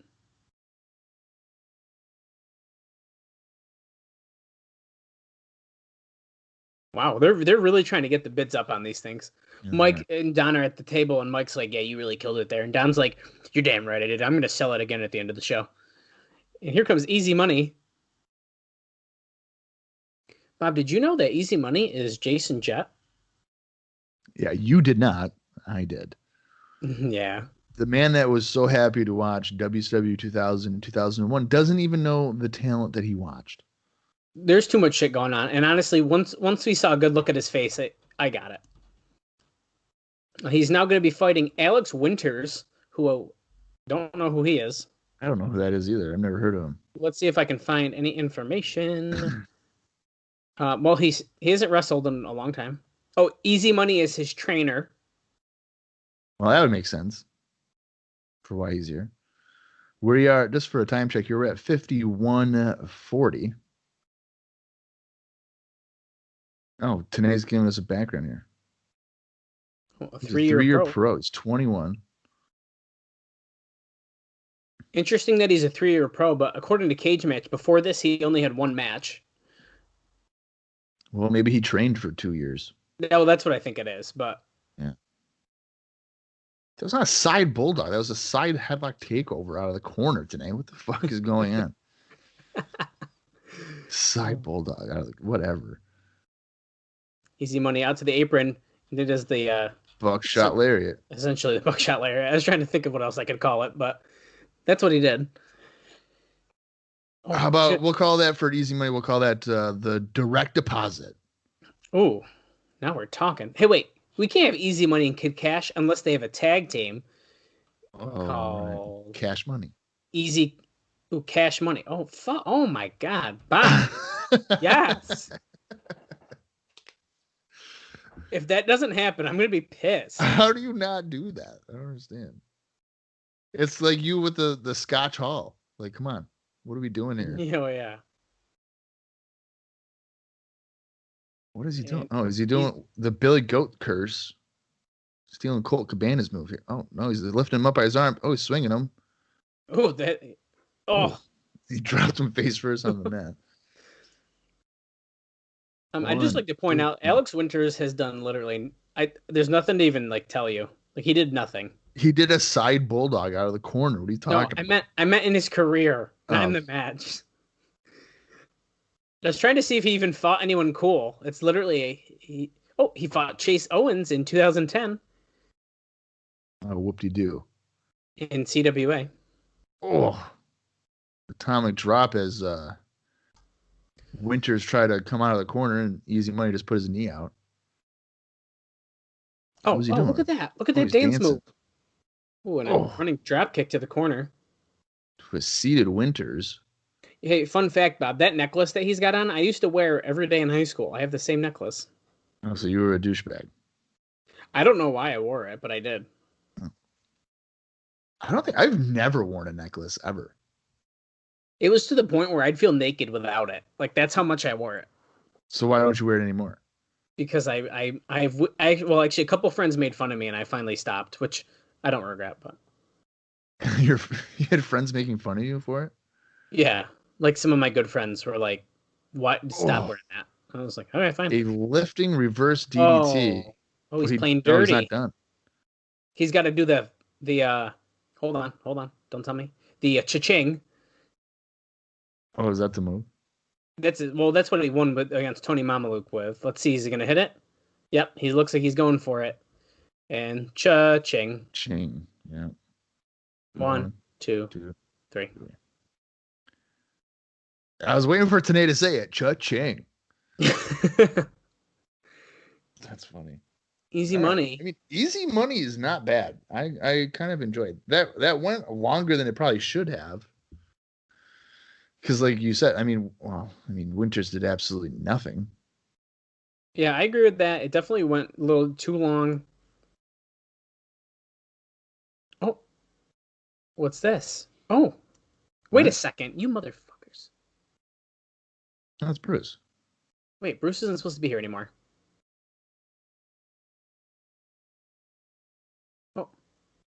Oh. He's Alan Funk now. He's no longer Bruce ever since everything happened in the shower with April. So he's straight. She just called him Funkster, and he said, just kidding. How'd you get involved with April? Let's see. He sees Brian Lawler treating her like a piece of meat week after week. He was consulting her as a friend in the shower. Goldie's like, yeah, good friend. Oh. Okay. She's very sexual. Yeah. Ooh, Ellen Funk. Ooh. Two big boobies and a bag of chips. Write that down for a potential show title.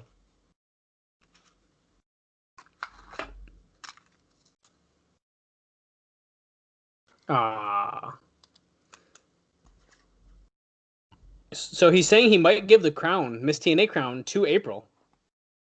Wait, so that was really weird. So I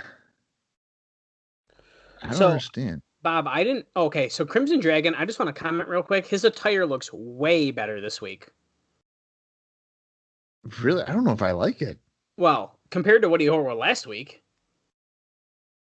it has something on it. But yeah, that was bizarre. Can we digest that for a second? So he literally stripped away the character completely. Yeah. Alan Funk is Alan Funk. He's saying he basically fell in love with April. Is that the end of April? It's the end of Bruce. I mean, so you're saying we'll never see him again? He does not wrestle. I should have clarified. He does not wrestle again. Okay. I didn't know he was going to be on the show like that, so I was very I surprised. didn't know that either. That's really weird. But now I'm triple checking. Yeah, I'm pretty sure this is his last match in. It's not his last match ever, but this, Right, it's his last match in TNA. Yeah. He does not wrestle again, according to Cage Match, until August 19th, 2003, though.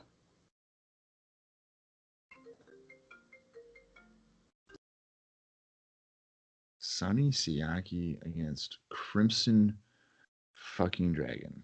All right. I don't know why this is going on. Well, yeah, this is weird because Siaki's been doing a lot of like squash matches. And Crimson Dragon's like fairly new, so this is an interesting combination to do. Dropkick by Crimson Dragon. I don't think Crimson Dragon's going to be here for very long. I don't either. Like, not really necessary. If it was Chris Hamrick, I think you have like a longer run, but being under a mask and stuff doesn't really. Oh, you slipped there on the landing on a springboard. Now they're trading arm drags. Oh, and then the stare off so everyone can clap. Oh, yeah. Ooh, no one does anything. He wants to shake hands, and Sonny's like, I don't know. COVID, man. I'm not supposed to shake your hand. Yeah. Yeah, I heard about this virus. It's airborne. We have to stay 6 feet apart. I can't shake your hand. Unless we're I'm going to punch you in the face, though, you son of a bitch. Oh, so so speaking of COVID, so the other day, right, I was at work and I walked by somebody that I know. And then the other day, they posted on Facebook saying that they tested positive. Oh, my God. So that's good. Well, I hope you both had masks on. Oh, I know yeah. you did because you worked there, of course. So yeah, but the person did as well. Okay, well, then you're probably fine. But what the fuck what was the that? hell was that? He dove through the rope and caught him with a clothesline, apparently, according to Mike tonight. That is not really what it looked like, but That was like a suicide close, like not a suicide dive, but like a suicide dive clothesline.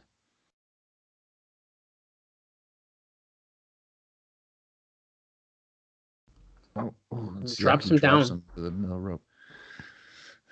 This match is really showcasing how. Oh my God! Jesus Christ! Sonny Dragon Siaki just got thrown over. Yeah, he did a pump handle suplex, according to Tenay, over the top rope to the outside of the ring. Oh. But I was just gonna say that, like, Tenay, if you really listen to him, Tenay does not do like any play-by-play at all. Oh, see, I could just sent him into the announcer's table, which that TNA thing looked like it was more of a plastic. Remember, it looked like it got bent a few weeks ago from Jimmy Yang. Right. No, looks like, slamming him on the steps. I almost called it before it happened. But well, when it's predictable, it's predictable. Yeah, that's true. All right, so he throws Dragon back into the ring. Cheat to win. I'm assuming that's in reference to Eddie Guerrero.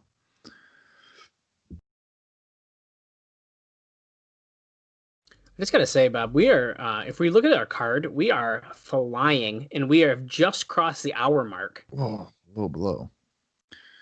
How many more matches after this? 2. Are you serious? 2 matches left.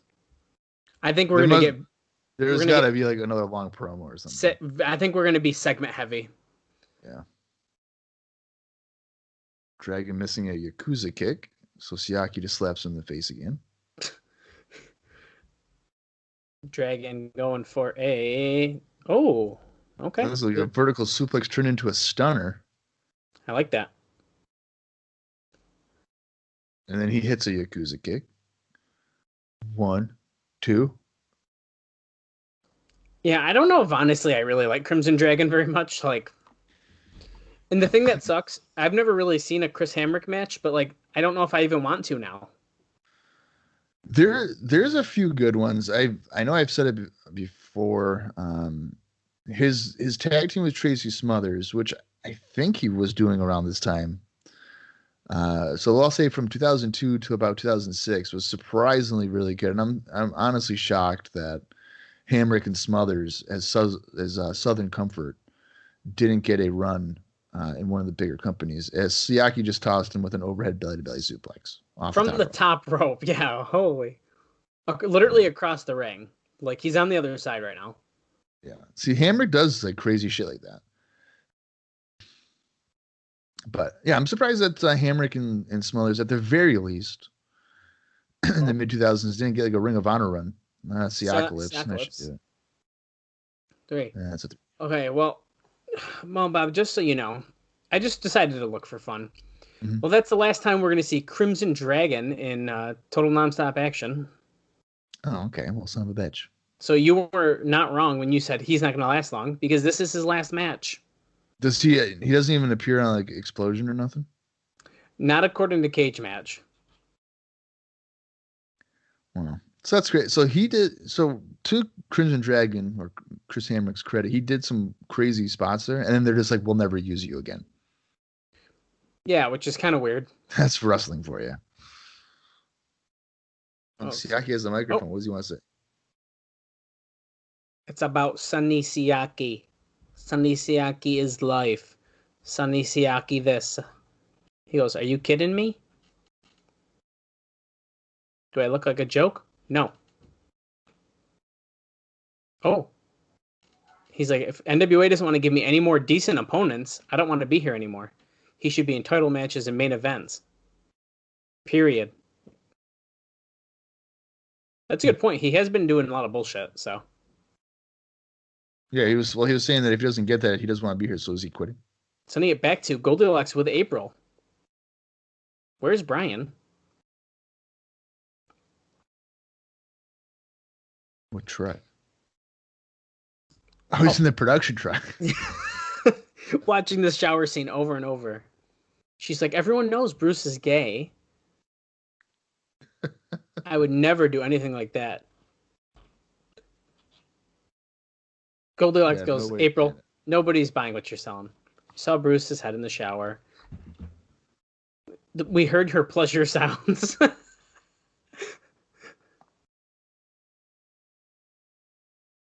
Oh, she's like, Goldie, you sound jealous.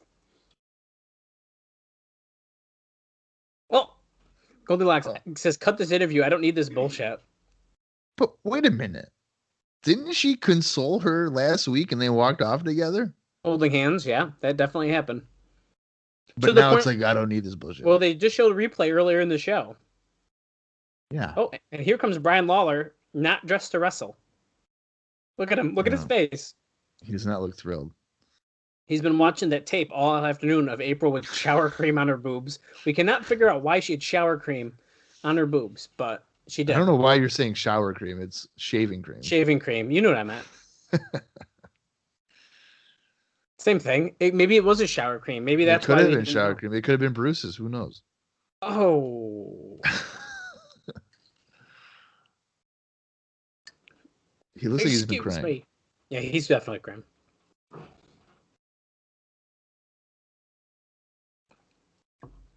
They're chanting all sorts of shit to him. They have like 5 different chants going on. He has a very important announcement and he needs everybody's attention right now. You don't know how hard this thing is. This guy. Is this about to be a face turn again? I don't know. He should have been the face this whole time if he's going to do ridiculous like acting. I think he's going to go face right here. He thought that she loved him.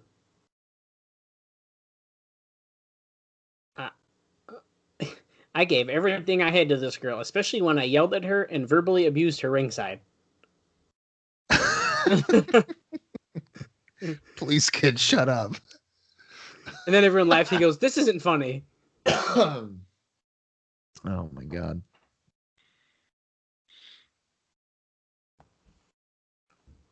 I'm just sad we're not going to see a blow-off. I get made a fool of. Yeah.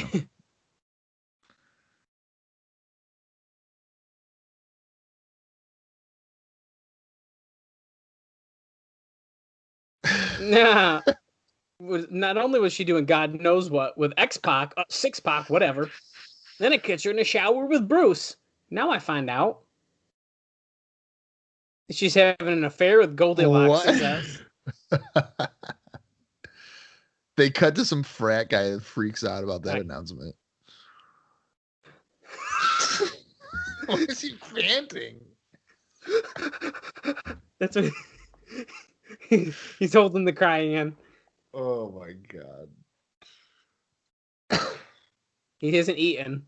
He hasn't slept. Only a hot apple pie for McDonald's, but that's it.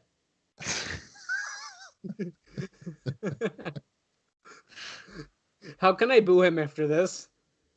I know. Like, I don't understand. What are you doing, Brian Lawler? You know what I'm doing? As of right now, God is his witness. He's quitting the wrestling business. They're cheering. And he's crying. He's pouting. Oh my god. Oh my god. He's doing snot rockets. Oh my. Look at the hand. I'll tell you what. I'm a quitter. I don't care. She doesn't need to prance around with other people in front of her face. What is she, Brian? Oh, she's a nymphomaniac. Wow. Fans love that.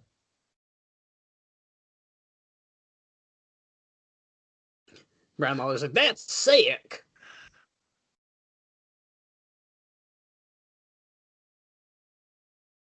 Oh my god. You got no more Brian to kick around anymore. I give it a week and he's back. Bullshit. There's no. He'll be back within a week, 2 weeks. We saw his last match. That's it. He's done. He's pissed. He walks off. We finally. Tanae says, "Oh, look at! Did you just see that little kid stick their middle finger up?" I did. Holy shit. Dude, what? That kid is maybe like 7 or 8 years old. He just did it again. Oh, what in the world is happening? Now it's Priscilla with Brian Lawler. Goldilocks trying to get an interview with Brian Lawler. You're the only one who cares. Bro, that's Jay Lawler's ex-girlfriend. Oh!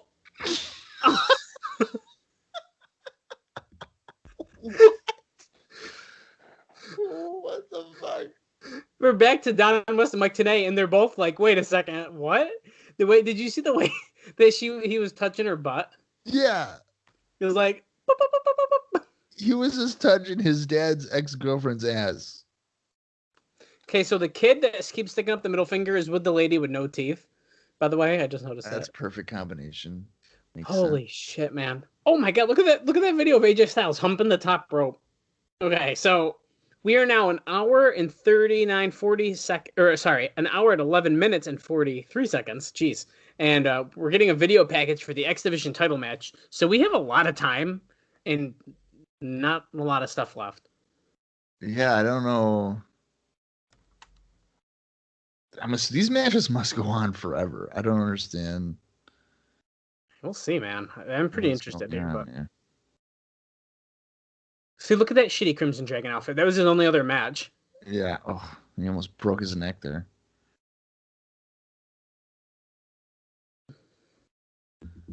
So we're just seeing a highlight video here of AJ Styles hyping him up as some kind of big deal. Oh, no ropes. Yeah, the Styles clash there. That's how he became the #1 contender again. Let him hump in the top rope. I love that video. Great. Is he gonna? Maybe he'll be the lead guy for Vince Russo's thing if he's humping the top rope like that. Well, that would make sense then, yeah, right? Oh, there's him sitting on Jerry Lynn's face when he did the spiral tap.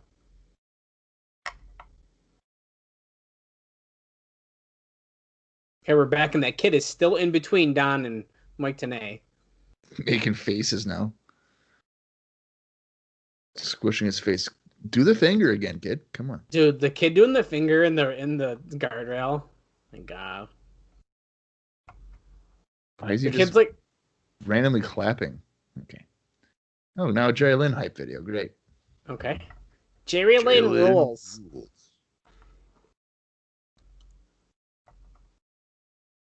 No wonder these main events are going to take so long. Each person gets their own hype package. It's not even about the feud. Right. You ain't shit. They censored him saying shit, even though we're on pay-per-view still. Right. On pay-per-view, yeah.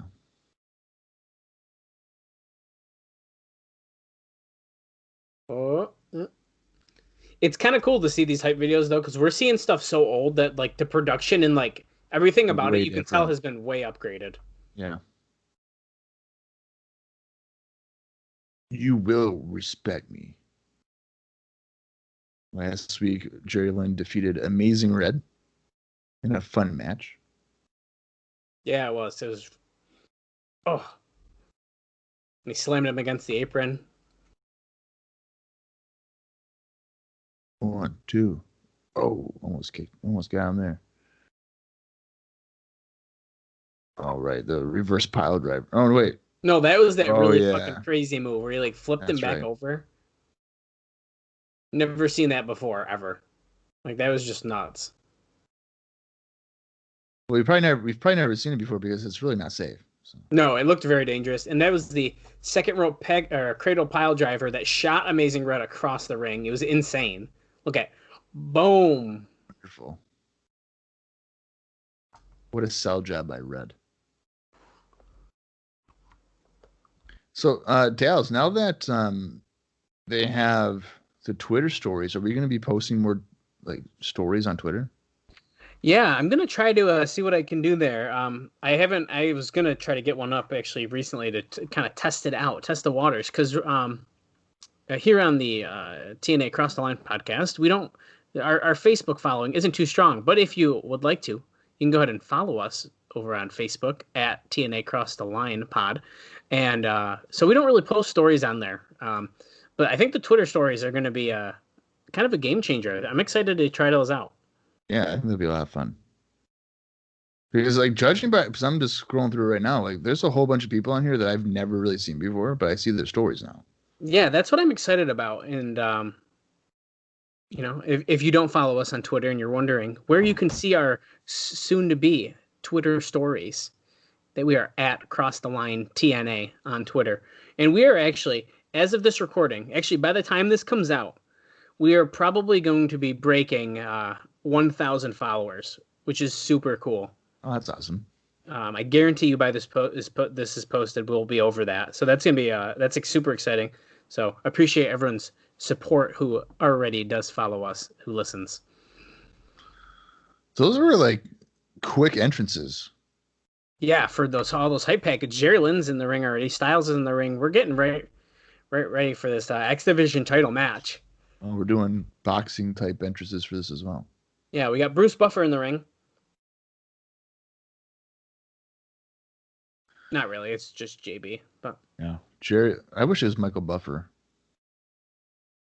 You're ready to rumble. Coming from the land of extreme, he is the master of the cradle pile driver. You better not find yourself over the middle rope, because you'll get met with a leg drop. He is the new fucking show. Jerry Lynn.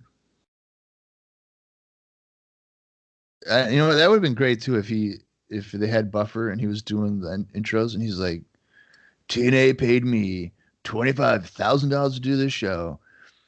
Meanwhile, Jerry Lynn and AJ Styles both got $500 each, so you can tell that they're spending their money the right way. And here's the ex-effing champion. He's all fired up. Okay, so does Jerry Lynn lose it again here, or does he retain? That's a really good question. I'm a little nervous, to be honest with you, but I'm going to say Jerry Lynn's going to keep it.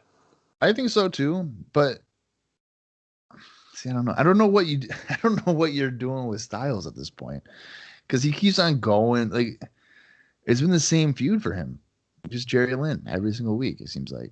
Well, that's because even though we have good talent in the X division, we don't have anyone that we're using as like a star besides these two. Yeah. They're having a face-to-face confrontation here. Styles kind of calling him an old man. Yeah, you're old. You've been wrestling a long time. And I've been wrestling a little bit of time, so... Oh, they're nose to nose. They're just like headbutting each other. Oh, that's a headbutt. Styles doesn't even have his headband or vest off yet. And they're just going at it. Boom, boom. This is a little... Okay, see, this is how... His bandana's over his eyes. How can he see that? You know, his hockey, he's pulling his shirt over his head like a hockey player. See, I'm glad we're not starting with an arm bar. I have to do it.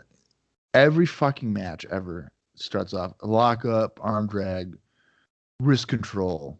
Say, no, let's just get into the action like they're doing right now. Like a judo throw there. Now he's just pummeling him with the right hands on the mat. Get him, Jerry. Kick to the head. And throwing Styles off the rope. He's coming back. Tilt to whirl. Nope. Styles gets out of it. Oh. Counters a reverse DDT, does Lynn? No, drop kick to the back of a seated Styles. That gets a 2 count. You know what would make this match perfect to me?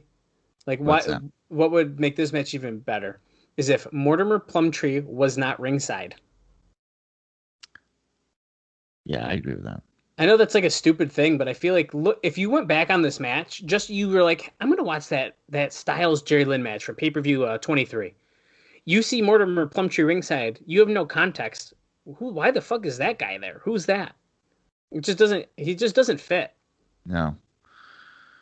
You know, so here's a thought. What if AJ wins this match because Plumtree gets involved, right? And then they do, well, he's getting involved right now, but then they do another Lynn Styles match, but Plumtree's inside of a cage. Oh, now you got my attention. That's right.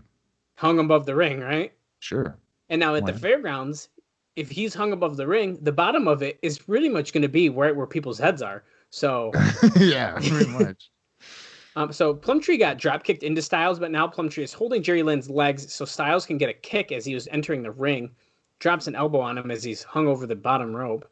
See, now Styles fucked up. He should have done a leg drop. Damn right he should have. And now Mortimer Plumtree's like, you don't hit me. Styles moving the protective padding on the floor. Is that really? Okay, I guess it is concrete. It looked like it was just other padding. Oh. But it is concrete. Is he going for a pile driver? Nope. Lynn reverses it, slams Styles onto the pad behind it. Yeah, he backdragged him onto the padding, but Styles sold it like he landed on concrete. Plumtree is still pissed. He's not even backing down. Oh, DDT shit. on the concrete floor. Oh, is that a blade right there? That might be. He might have just done a blade job. Lynn's usually not that obvious, so. No, well, yeah, I guess you're right. My favorite blade job is the Hulk Hogan one on Nitro. You're damn right. That is literally the best. Wait, Mortimer Plumtree just hit Jerry Lynn with he had brass knuckles for sure. He's got to be busted open. Oh yeah, he is. Yeah, he is. Yeah. Interesting decision to have them bleeding here. I thought that would have been saved for the main event. So maybe in the main event we won't see that because Jarrett bled last week to get the title. Oh, right. And so now this week, I mean, this feud I mean, I know they fought a lot, but it's been pretty personal, and so I get it. I think it fits. Whereas I think in that main event, I don't think it would have worked in a rematch as much. Is he? I'm trying to look if he's actually like bleeding well. At first, it just looked like he rubbed ketchup on his forehead and it had already dried up. Yeah, it didn't look too great at first. I'm curious as well. We'll see. Because we've seen him gush blood like nasty. Yeah. I mean, nothing will ever compare to Slash, but the 1 week Jerry Lynn looked pretty bad when they were tag teaming and he couldn't get back in the ring and his face was just covered. Oh yeah, that one was bad. Lynn getting tossed back to the outside. Oh, another brass knuckle shot. Everyone in the crowd's like, "You suck, Plumtree." Okay. Now I'm sick of it. Now he just keeps hitting him with these brass knucks. That's just stupid. Well, here's the thing. If you hit him with the brass knuckles that many times and he's not unconscious, clearly they're not effective. Yeah. It looks like he's bleeding decent at this point. Yeah, it's hard to tell on the outside with the lighting. We need a good shot of his face, but he gets rolled back in the ring by Styles. Well, it's also hard to tell with his long hair. Yeah. Oh, yeah, he's bleeding pretty good. Yeah, he's got a decent cut there.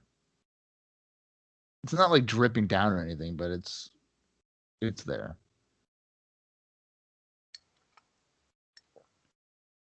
I'm trying to think of a time that AJ Styles ever did a blade job. I'm sure it's happened. But... AJ Styles, huh? I'd have to do some deep cuts, I think. That's something that sure doesn't happen a lot. I'm sure it has as well, yeah. but Lynn crotching Styles on the top rope. Is he going to do another cradle pile driver like he did to Amazing Red? We'll find out here in a minute. At this rate, it looks like no. Okay. Right hand. Meets him top rope cradle pile driver. No way. Oh, shit. Oh. Lynn getting dropped over to the apron now, and Styles, sunset flip going for a power bomb, but nope. Lynn is punching out of it. Kick Styles back wicked hard. Like a mule kick.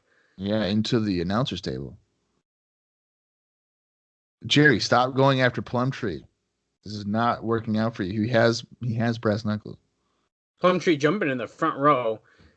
It's weird because that's not really escaping it. You're just having a guard railing in the way. Yeah. Oh, Styles with a.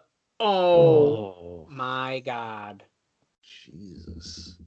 So Styles looked like he was going for a Hurricane Rana, but Lynn slammed him against the guardrail. But to be honest with you, I think that he was supposed to hit a Hurricane Rana, and he was too close to hitting the guardrail. Yeah, and he just drilled himself in the railing. That's 100% what it was. Yeah. I was going to make a joke when Mortimer Plumtree got in the front row and that he's got more teeth in his mouth than the whole front row does, but... Well, I mean, judging by the one fan already, I mean, that's potentially accurate. That one had no teeth, I think. Maybe, would you say 8? Oh, look, Styles didn't dropped on the guardrail. Yeah. There was a sign that we want Gardner, so... I agree with that. People want Joel Gardner back. He was on, 1 or 2 shows? That's it? Yeah. He didn't make it a month.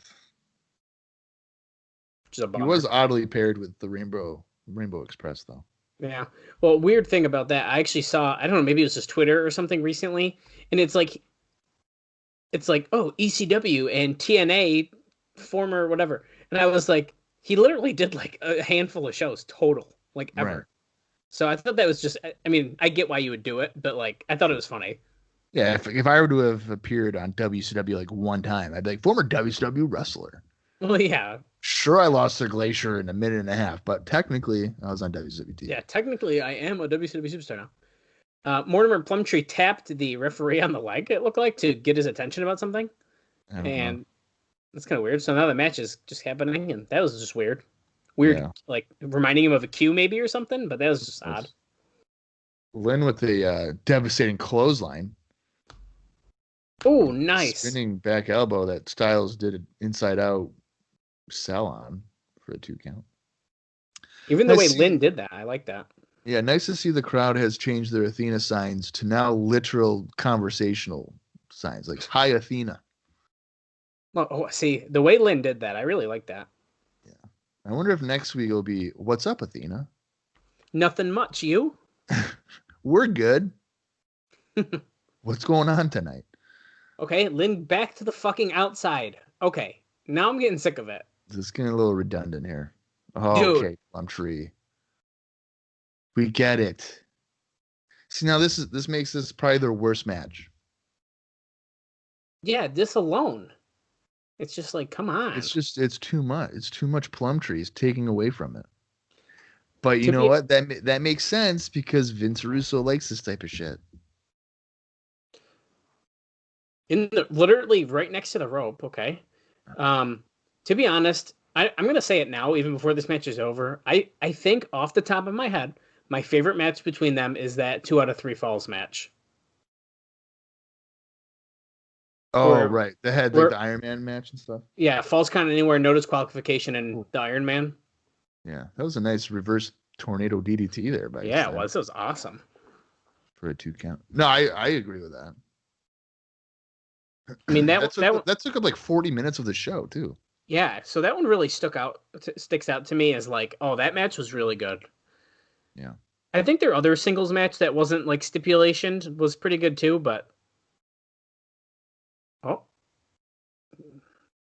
I thought he was gonna go for the cradle off of that. Is he going for it? No. No. Running sit down power bomb. Kick out of 2 though. Styles kicks out. I thought he was going to go for a buckle bomb the way he set it up. That's what I thought too, yeah. Oof. Don West thought that would be it. He didn't think that Styles would be able to kick out of it. You know, I wish that Don West would have called a WrestleMania where people would just kick out of their finishers 17,000 times. He would have had a heart attack.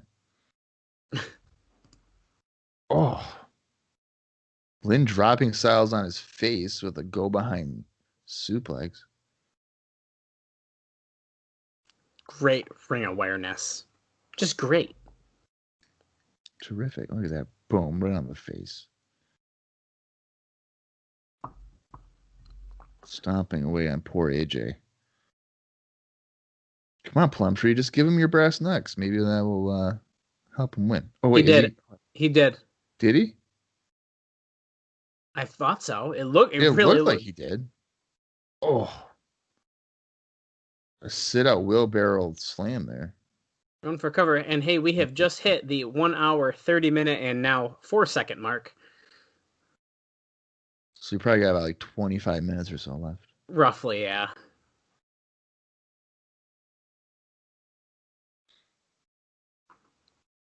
See, now, this match would be so much better if they did not have Plumtree around.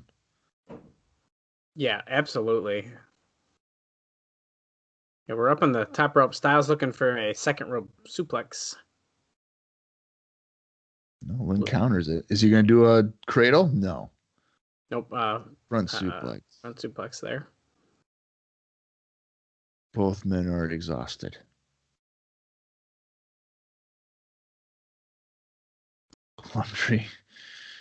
Plumtree demanding that Styles get up. He's pissed. Come on, AJ. You gotta get up. Oh, now he's on the apron. He's definitely going in his pocket. Definitely is going to toss. Yep. Oh, he missed, though. Jerry Lynn has it. Oh, he just hit AJ with it. Put it in the tights. 1, 2, 3. Okay. Okay. So Jerry Lynn won with the knuckles, but at least it was I don't know, but AJ Styles was screwed. How did they fucking get that sign already? Yeah.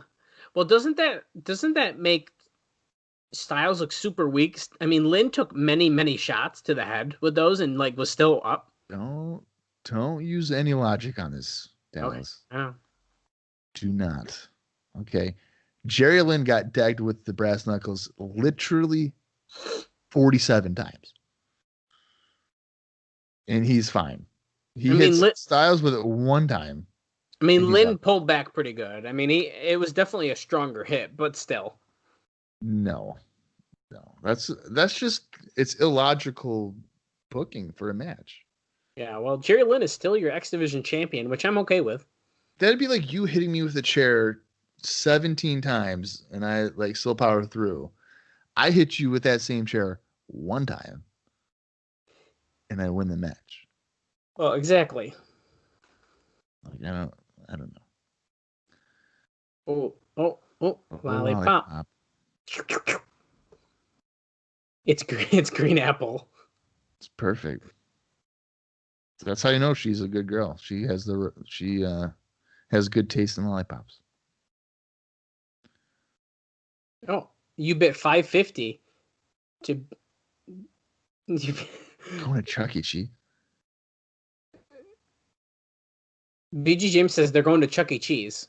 Bid $550. You want to play golf with Curt Hennig? He's never lost a game, he says.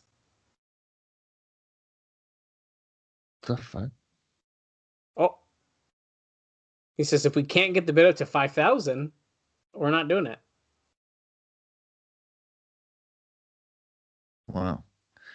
So that's kind of embarrassing that BG James only got $550 for a dinner. He's like, that'll take us to Chuck E. Cheese, so I think that'll cover the tab. But I want to play some games, so bid some more. Need a larger Johnson? See Don West. Nice. Who's taking on Divine Storm? I don't know. Chris Harris taking on Bryant Lee. 1-on-1. Who did he say was? Let me see. I was about to look it up too. So that'd be 12-4. Divine Storm, the SATs. Oh. A bull rope match. With who? I missed who he said.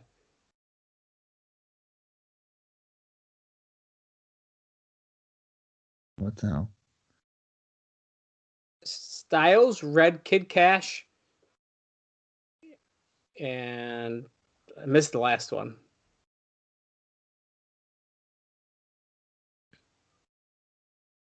Jerry Lynn next week. Sonny Siaki.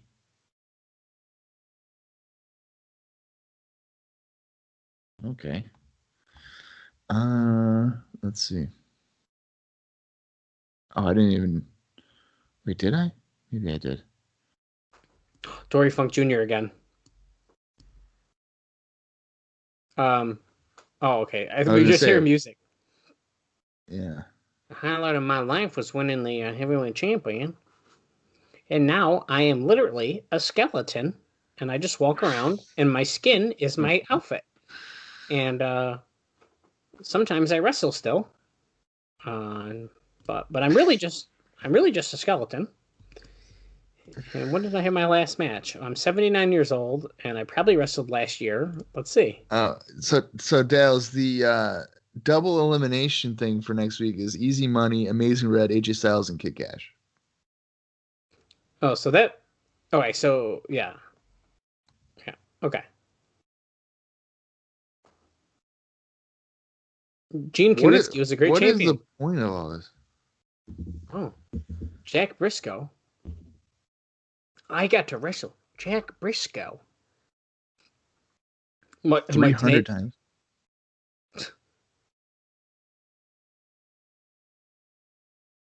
This is really bizarre. This is trying to like push that NWA like classic wrestling, the heritage, really like pump it up a little bit. Harley Race, he's tough. He's a tough guy.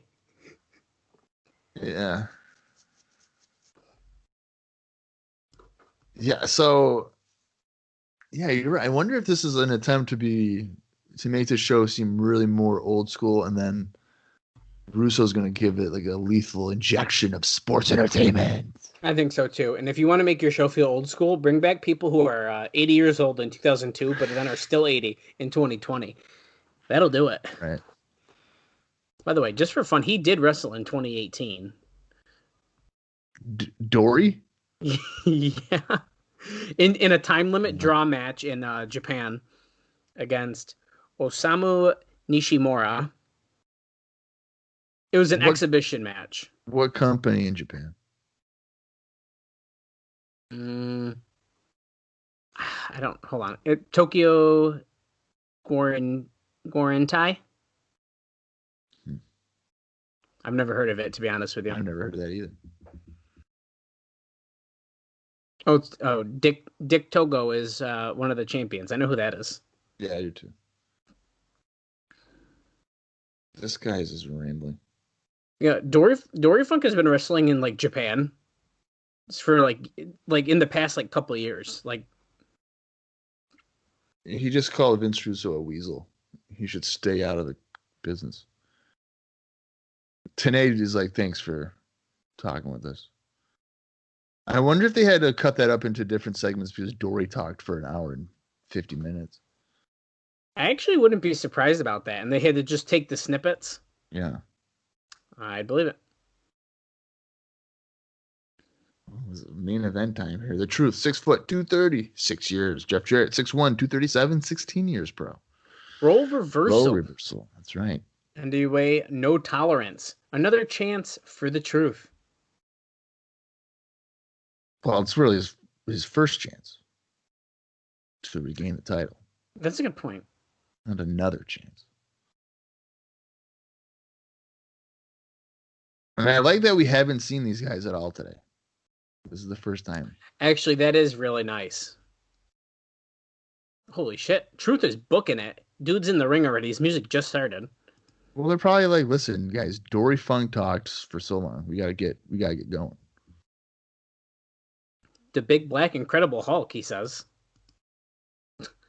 Oh, he's better than the Pokemon. This is a fun rap today. Yeah, this is not his usual just what's up thing.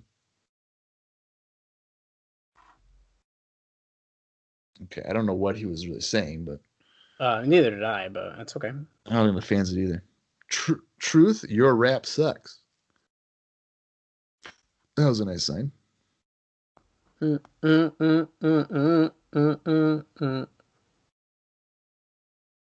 Oh, here we go. Lame ass rednecks. How you like me now? How you like me now? Knuckleheads. Jesus. Oh, you white trash, you can kiss my ass. My ass. Yeah. Okay.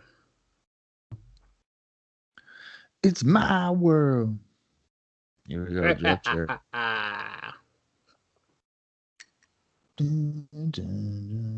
It's my world.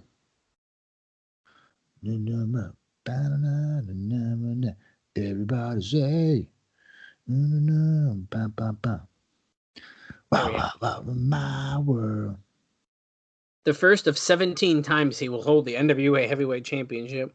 I wonder how many days that he held it for. I know there's a way to look it up, but oh, like total? Yeah. Let me see if I can find it. Unless you're looking it up too.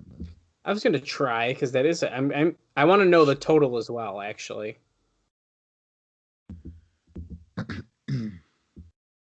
NWA. God damn it. Oh, well, he is still the EWP World Heavyweight Champion. He's had it for over 770 days. Jeff Jarrett? Yeah.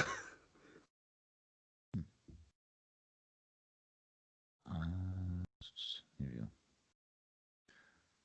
Holy shit. Reigns. Let's see here. Jeff Jarrett. Jeff Jarrett was NWA World Champion for 1,005 days. That's a lot. That ranks as 9th longest out of all the champions. The people ahead of him were Lou Thesz, Ric Flair, Harley Race, Dory Funk Jr., Dan Severn, Gene Knitsky, Adam Pearce, and Nick Aldis. Wow. So we're getting those boxing entrances. Big fight feel. I didn't realize Dory Funk Jr. was the NWA World Champion for 1,563 days. That's a long time. That's insane. Wasn't like, it's like, isn't like Moolah like the women's champion for like 10 years or some shit like that? Probably even longer than that.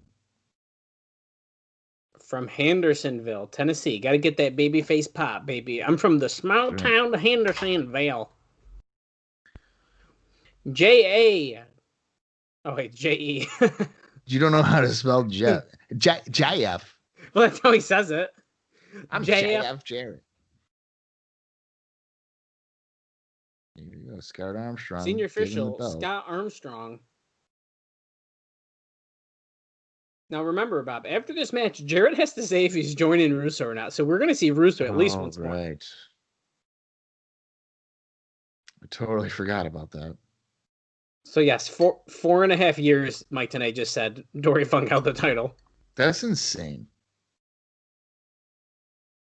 That shit would never happen today.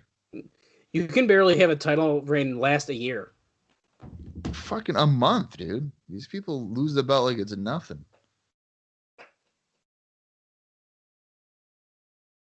Shoulder block by Jarrett. It's a 1 count. Standoff.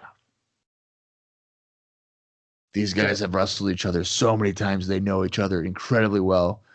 That's right. They've wrestled each other once. One whole time in their entire career. But he's been watching the tape. He knows a counter to every one of his moves because he countered them all last week before he won. Round of Truth killing in an arm drag, but he kind of flips out of it and then kicks him, Jarrett, in the gut. Kind of throws him against the rope. Jarrett ducks the clothesline. He comes back. That's press. That's press. And wait, it goes for a pin. All right. That's kind of weird, but I'm surprised Dory Funk's not at ringside for this. That's a really good point. Wasn't he saying he was going to be there or something? Like he has a interest in it. Give it some time. We'll cut to the crowd, and he'll just be sitting there next to the lady with no teeth and the kid sticking up his middle finger. That's his wife. This is his wife and kid. Killing whips Jarrett in the corner. Jarrett puts his feet up. Jarrett on the second rope and a sunset flip. 1, 2. A really basic start here. Yeah. A lot of counters. See, I have never liked that stuff. Just Jarrett's like, come on. Pin reversals. You wanna fight? Oh, he decked him. Was that a low shot? We don't know. Scott Armstrong couldn't see it. No, he punched him in the face. Oh, okay. Boom. I don't know, man. This is so weird for like Jeff Jarrett to be a babyface. Jeff Jarrett is a babyface. Yeah, I don't know. It doesn't. Him as a babyface isn't the same. Is he Truth going for an axe kick? Jarrett lifts up and catches his foot, sweeps the leg. Is he doing it? Oh my god! That figure Curt Hennig, this is how you do the figure 4. Bam. Oh. Wow! He like immediately. Wow. I don't even know if Jeff Jarrett had the move locked in yet. Dude, I was pretty impressed how quick he just turned that around. Yeah. So here's the thing for me, Bob. I really don't like that we see rematches like this the week after they happen. Like, for me, that really kills it. I mean, we saw Truth fight Curt Hennig 2 weeks in a row.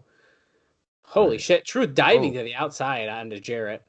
Now we're seeing these two fight again. I mean, Styles and Lynn have fought multiple times 2 weeks in a row. Yeah. I don't know. Spread it out a little bit. No, I definitely agree with you. But the problem, I think, right now is who can Jeff Jarrett really wrestle? That's even like a viable heel at this point. Well, that is true. If he is the heel, he could fight Vince Russo, I guess. But I don't know. Truth is choking Jarrett with television cables. I think TNA's main event scene right now, realistically, is very weak. Well, yeah. I mean, they don't really got a lot going on. You just lost, apparently, Six isn't coming back. Scott Hall is probably not coming back. Yep. So here's the thing is that... So, like, you got Curt Hennig, I guess, but he was just in a tag title match. Each division has its, like, top 2 teams or people, and the rest kind of fall underneath that, and so you kind of don't give yourself a lot of room. There's no depth to it. You got the New Church, and you got Storm and Harris. You got AJ Styles, you got Jerry Lynn. You got Truth, and you got Jarrett. That's it. And besides that, you have really great talent in between. We have Amazing Red. We have teams like the Hot Shots that aren't a bad team. Right. But, like, I don't know. Some of these people don't get really featured. That's why they need to elevate people like Sonny Siaki to, like, do something. Yeah. Jarrett with a drop kick. Don West went nuts. A few moments ago, Killings hit a frog splash for a 2 count. But, oh, God. Nash usually a sleeper. Look at his eyes. I don't know. What am I going to do? How am I going to get out of this? A I've never been in jawbreaker? this move.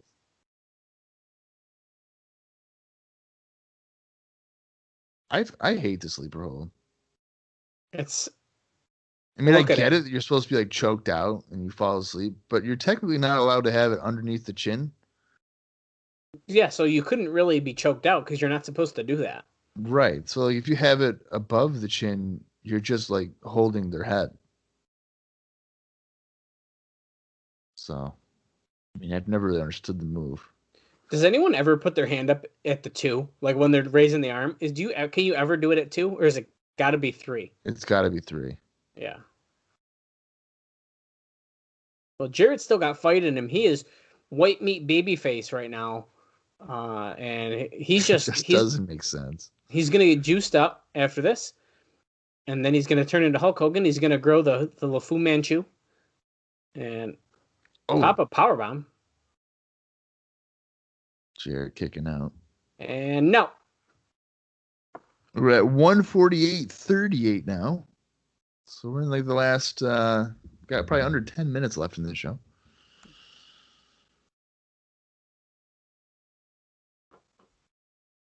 Oh, Jarrett stopping Killings with a couple right hands on the top turnbuckle.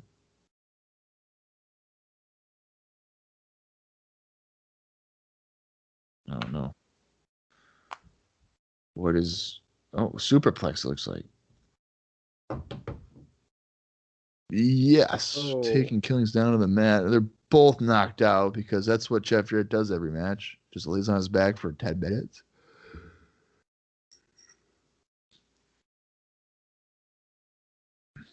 Three, 4, 5.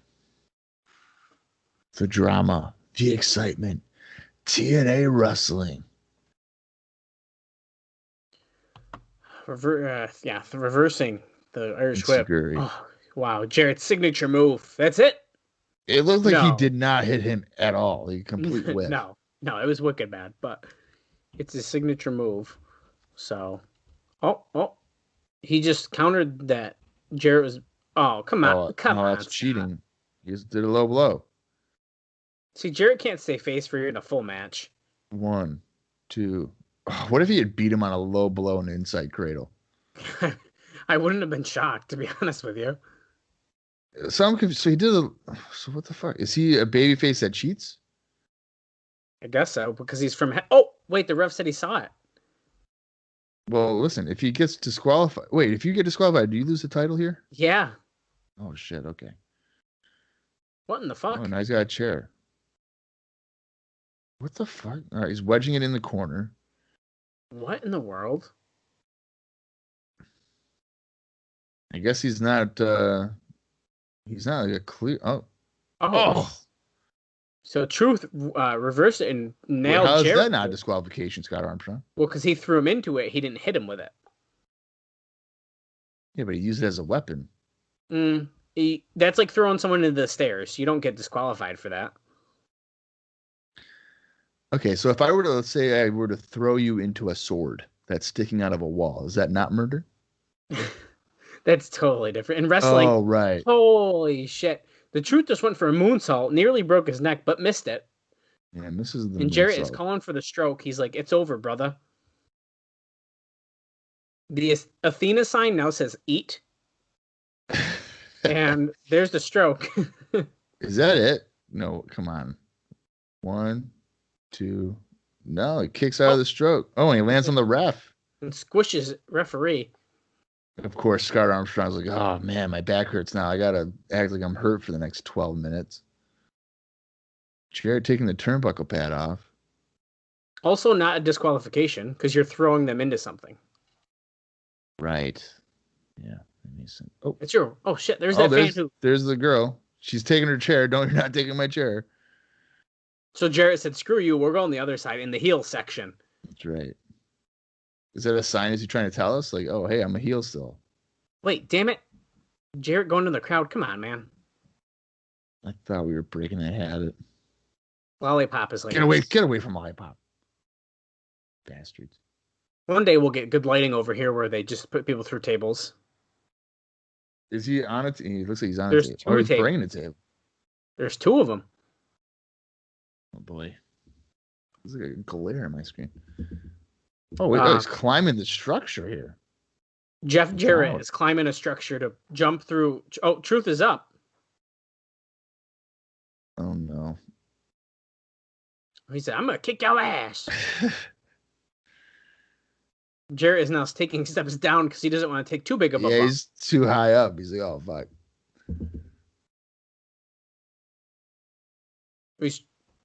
Oh shit, they both fell. Oh, both go through the table. That was kind of lame. You couldn't really see it. It was poorly set up too, really. You didn't need that. Like, why did this match need that? You didn't. They left the ring and then randomly set that spot up. It doesn't really make sense. Okay. Well, they both could be counted out. What would happen then? That's right. Jeff Jarrett would retain the championship. We're at 153.40 now. We're in the closing minutes of the show. He's up to 8. He's at 9. There's no way they can. Oh my God! So a double count out. Oh, Bob Armstrong saying, "Hold up, hold everything. We know countouts tonight, even though that is a way that you could lose the title and lose a match." The people came to see a winner. He came to see a winner. The NWA says there will be a winner. Jerry Jarrett's like, damn it, Bob Armstrong took his headset off again, damn it.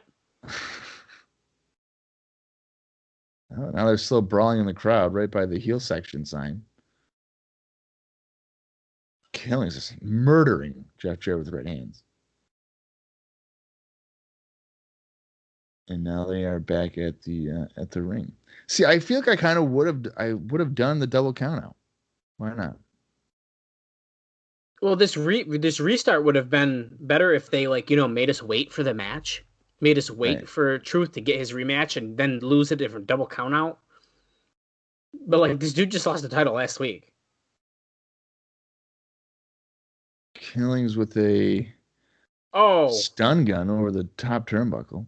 In the unprotected top turnbuckle. Oh, right, yeah. Good use of that, though, because you kind of forgot it was there. 2 kick out. Yeah, I did. I totally forgot.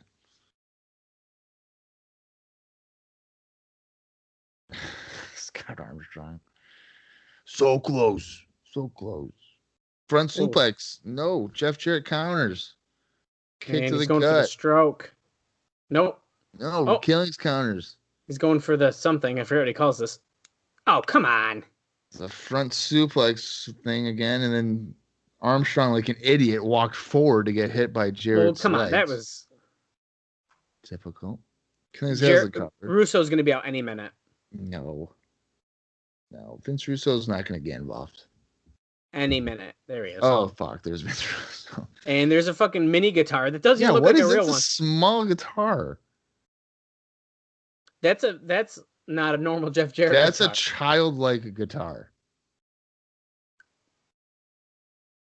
Does it say slap nuts on it? Is that why everyone's cheering? The crowd is cheering for him to use this right now. What is he doing? Oh, he's smashing it on he's breaking it on the ring post. He's saying, fuck you. He said, screw you. Yeah, well. 1, 2. Oh, Killings almost wins it. Russo's pissed that Jarrett didn't take the guitar. Well, it is interesting that Jarrett has yet to actually use the guitar. Oh, the stroke. What in the world? Killings basically no-sold it. He's already up. Misses a clothesline. Another stroke.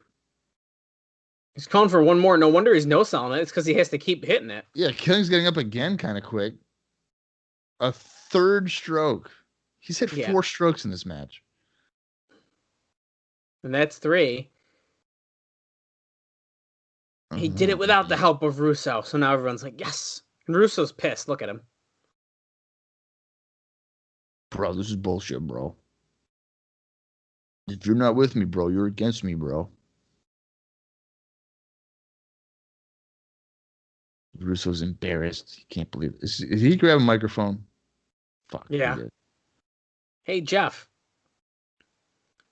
You ain't going anywhere, bro. He wants an answer tonight. GameStop tonight. Someone's yelling, you got your damn answer. Next week is a new day. What?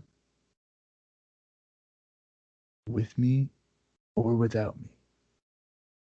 One chance of what? What's this? Jarrett's walking back toward the ring.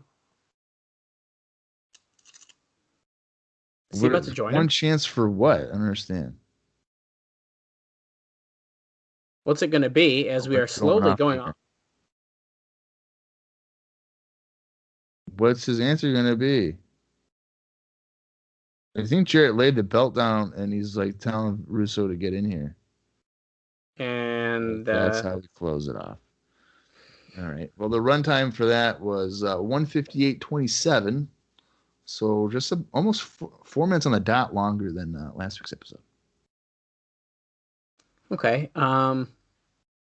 Not a strong show.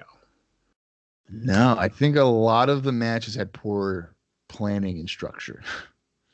Yeah, I think definitely. And there really wasn't a lot of segments. I mean, even most of the segments were them trying to hype up their auction thing. So I don't know.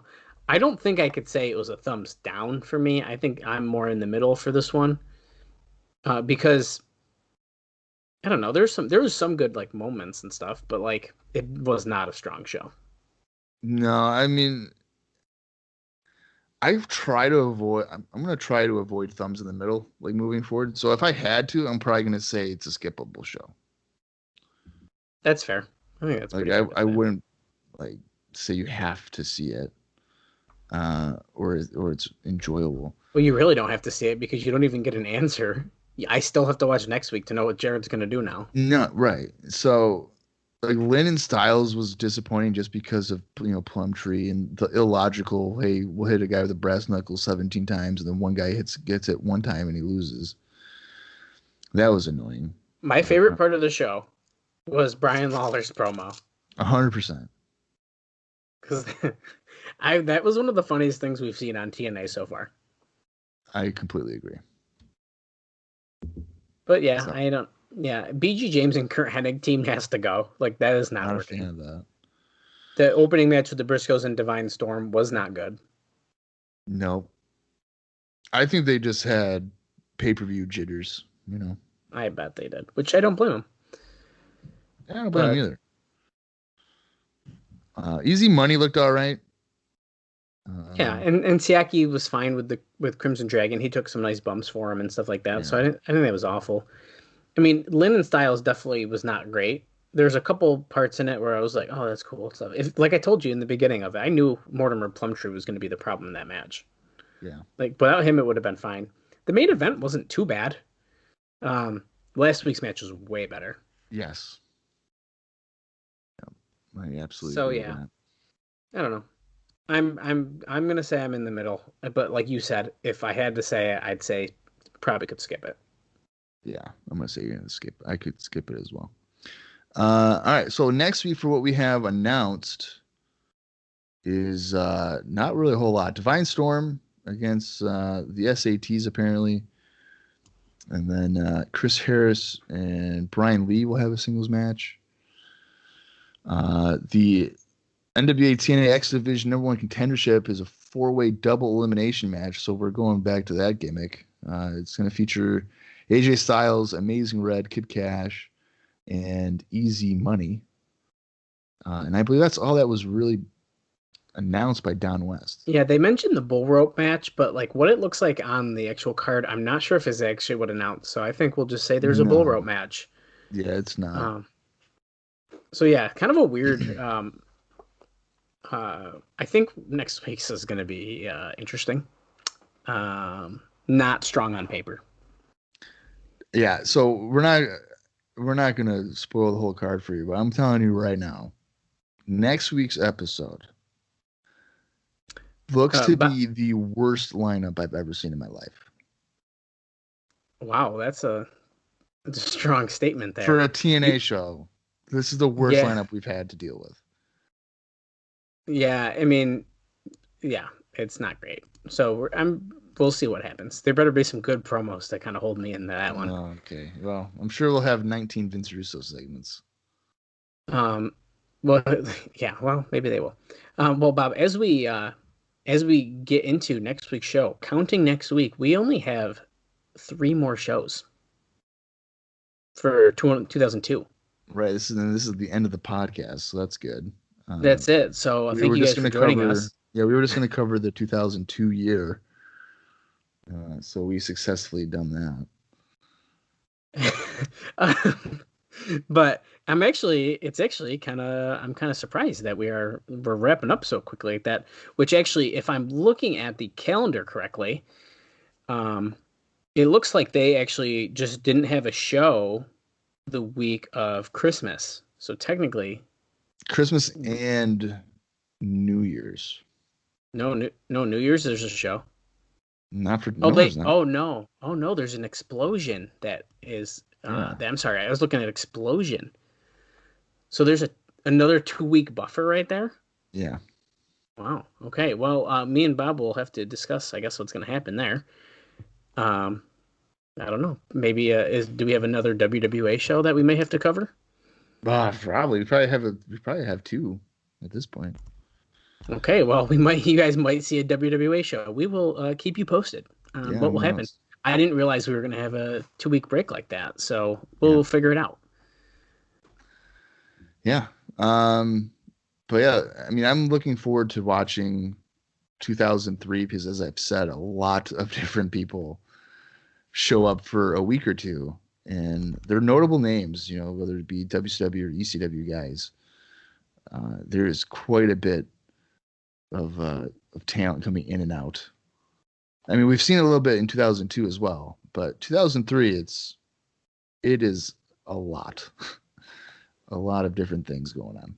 Yeah. So I'm very, very excited to get into 2003 because I know there's a lot of people I like that come in, and I know there's going to be even more stuff that I haven't seen as there was this year. And now that we got more money coming in from Panda Energy, I really think possibilities are going to be endless in 2003, and I think it's going to I think it's really going to pick up from here. I think we're going to potentially even start seeing more shows that are good, and instead of this week where it's like, no, next week looks kind of like crap. I think we're going to start seeing more and more interesting stuff. No, I absolutely agree with you, and I think what we should do too is when WWE has their like mass releases, we should see who we think would come in, and if they actually do come in. Oh, that's a fun idea. I like that. I think that'd be kind of fun to kind of guess, like, okay, they just fired 10 people. Who do we think is going to show up? Right. I like that idea. Yeah, I think that'd be fun. Because probably more times than not, probably 8 of the 10 will be coming in at some point. So. Yeah. All right. Well, do you have anything else for this week's episode, Dallas? Or are we good to move on to next week's probably horrific show? Yeah. I think that's all I got, Bob. As always, I did our social plugs earlier in the show, but if you could, please leave us a review wherever you listen to the podcast and share us around to your friends, and appreciate everyone's support and your continued interactions on specifically our Twitter page has been fantastic. So let's keep that up. Yeah, all that stuff is great. Yeah. We look forward to continuing this journey, and hopefully you guys continue to listen along with us. If you guys if you listening enjoy people getting angry and annoyed and frustrated, next week's episode is probably the show for you. I have a feeling it's going to be a good one for that. Absolutely. So until then, for Dallas Gridley, I am Bob Colling Jr., and this has been the TNA Cross the Line podcast.